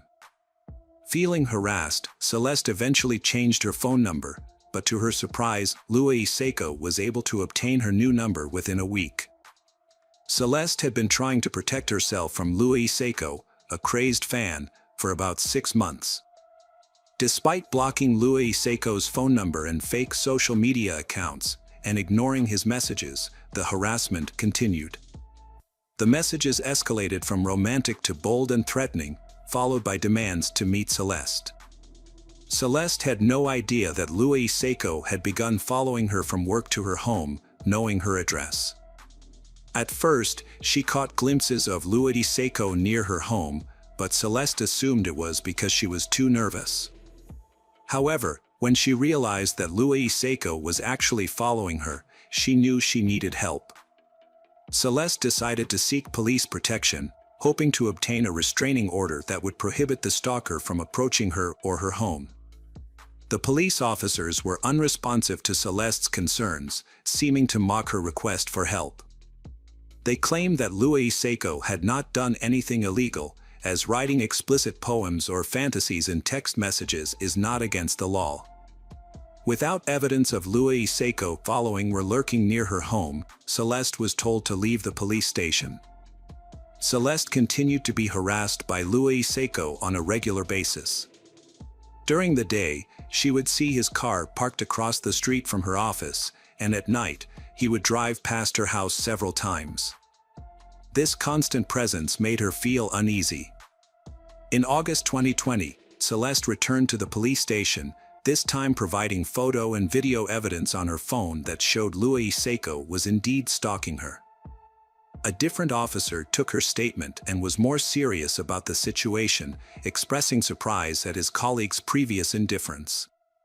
He advised Celeste to go to court immediately, where a restraining order was issued against Louis Seiko, prohibiting him from contacting or approaching her in any way. Louis Seiko's sudden disappearance brought Celeste a sense of relief and freedom. However, that feeling did not last long. Less than a month later, she began receiving text messages from unknown numbers. The messages were from Louis Seiko, who initially begged her to retract his statement and drop the restraining order, arguing that it was interfering with their romantic relationship. Over time, his tone shifted from pleading to demanding. Celeste immediately reported the messages to the police, as Louis Seiko's actions were a clear violation of the restraining order. As a result, he was fined and warned that further violations would lead to severe consequences, including the possibility of jail time, if he continued to harass her. After this incident, Louis Seiko remained silent for almost 2 months, leading Celeste to believe that he had finally left her alone. Celeste met Chris Reedsdale in September 2020, and they quickly discovered they shared many common interests. Life views and goals, which led to a romantic relationship. She confides in Chris about her harassment by Louis Seiko, who has been silent for over a month but still worries her. Chris made a conscious effort to make Celeste feel safe and supported, showering her with care and attention. A month later, in early November, Celeste decided it was time to introduce Chris to her family over dinner. Her family welcomed Chris warmly. The next few weeks passed peacefully, and Louis Seiko made no further attempts to contact Celeste. She was happy, spending all her free time with Chris, and it seemed that she had finally forgotten about worrying about Louis Seiko. On November 15, 2020, they went on a date to a cafe, where they sat together, enjoying each other's company. Celeste offered to take a selfie to capture the moment. Celeste loved the photo so much that she decided to use it as her profile picture on social media. By doing so, she also wanted to share the news of her new relationship and make it clear that things were getting serious. Chris also posted the photo on his page, along with a heartfelt caption expressing his love for Celeste. Sadly, this date turned out to be their last. After dropping Celeste off at home, Chris said goodbye, planning to see her again the next day. Celeste spent about an hour in the kitchen with her mother Eggy, before going to bed early to get ready for work the next morning. On November 16, 2020, Eggy was suddenly awakened around 4 a.m. by the sound of breaking glass. At first, she thought the noise was coming from outside, but then she heard more suspicious sounds, including banging, screams, and commotion, which seemed to be coming from within her house. Eggy quickly got out of bed, put on her robe, and rushed to her daughter Celeste's room. As she opened the door, she saw someone jumping away from Celeste's bed and escaping through a broken window. When Eggy turned on the light, she was shocked to see her daughter lying in a pool of blood, covered in cuts and small shards of glass. Celeste was struggling to breathe, her eyes wide open and looking up. Eggy immediately called an ambulance and tried to stem the bleeding from her daughter's deep wounds while she waited for help to arrive. Tragically, despite their best efforts, Celeste passed away before police and paramedics arrived. The medical examiners found over 20 stab wounds on the victim's body, with the fatal blow being a wound to her heart. After investigating the scene and comparing it to Eggy's testimony, the police concluded that the attacker broke into the Celeste's room through the window and carried out the attack in under 3 minutes, before the Celeste's mother entered the room. The attacker used a large butcher's knife, striking randomly, and the Celeste tried to defend herself, as evidenced by the numerous cuts on her arms. When asked if the Celeste had any enemies, Eggy mentioned Louis Seiko, who had been harassing the victim with calls and threatening messages for over a year. This information was confirmed by other family members, friends, and colleagues. The suspect left behind a large number of bloody fingerprints at the scene, as well as DNA on a fence he jumped over while fleeing, which was likely due to an injury to his hand. As a result, it was crucial to detain and interrogate Louis Seiko immediately, as he was the prime suspect in the case, and to verify and compare all the evidence and witness statements. Louis Seiko was immediately taken into custody but initially claimed to be innocent, professing his love for Celeste and insisting he could never hurt her. However, forensic analysis quickly proved him wrong. His bloody fingerprints were found both in Celeste's room and on the fence surrounding her property, tying him to the crime scene. Investigation revealed a prior restraining order, which prohibited Louis Seiko from approaching Celeste. Notably, the night before the crime, he bought a hammer and large knife at a local hardware store. The store's security cameras caught him purchasing the tools at checkout. It later emerged that he used these tools to carry out the violent crime, smashing through a window to enter Celeste's house and fatally stabbing her with the knife. The case against Louis Seiko was overwhelming, with evidence showing he had been watching his victim for a long time and knew everything about her. The final straw was when she posted a photo of her new boyfriend on social media. After that, Louis Seiko bought a knife and hammer and snuck into the victim's home at night to harm her. His actions seemed deliberate and planned. Louis Seiko's personal life was marked by instability. At 39, he had never married, still lived with his parents, had few friends, and had trouble holding down a job. He also had a family history of mental health issues, with a brother serving a long prison sentence for a serious crime. Louis Seiko's lawyer arguing that he needed specialized treatment rather than imprisonment. However, this claim outraged the victim's family, who feared that Louis Seiko would escape punishment. The psychiatric experts ultimately concluded that while Louis Seiko did have mental health issues, he was fully aware of his actions when he committed the crime. He had planned the details in advance, which meant he would have to stand trial. The murder trial is set for the fall of 2023, 3 years after Celeste's tragic death. In the years leading up to the trial, Louis Seiko attempted to argue that he was mentally ill and not responsible for his actions. He spent much of that time in a psychiatric ward. During the trial, Louis Seiko remained calm and detached, seemingly uninterested in the proceedings. He admitted to his guilt but claimed that his intention was not to take Celeste's life, but rather to win her love. However, the jury unanimously found him guilty on all counts. As a result, he was sentenced to 36 years in prison, with the possibility of parole only after serving 30 years.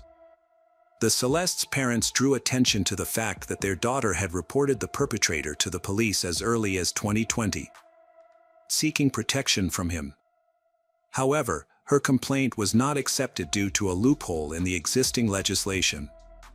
This led to calls for a change in the law, which would later be referred to as Celeste's Law.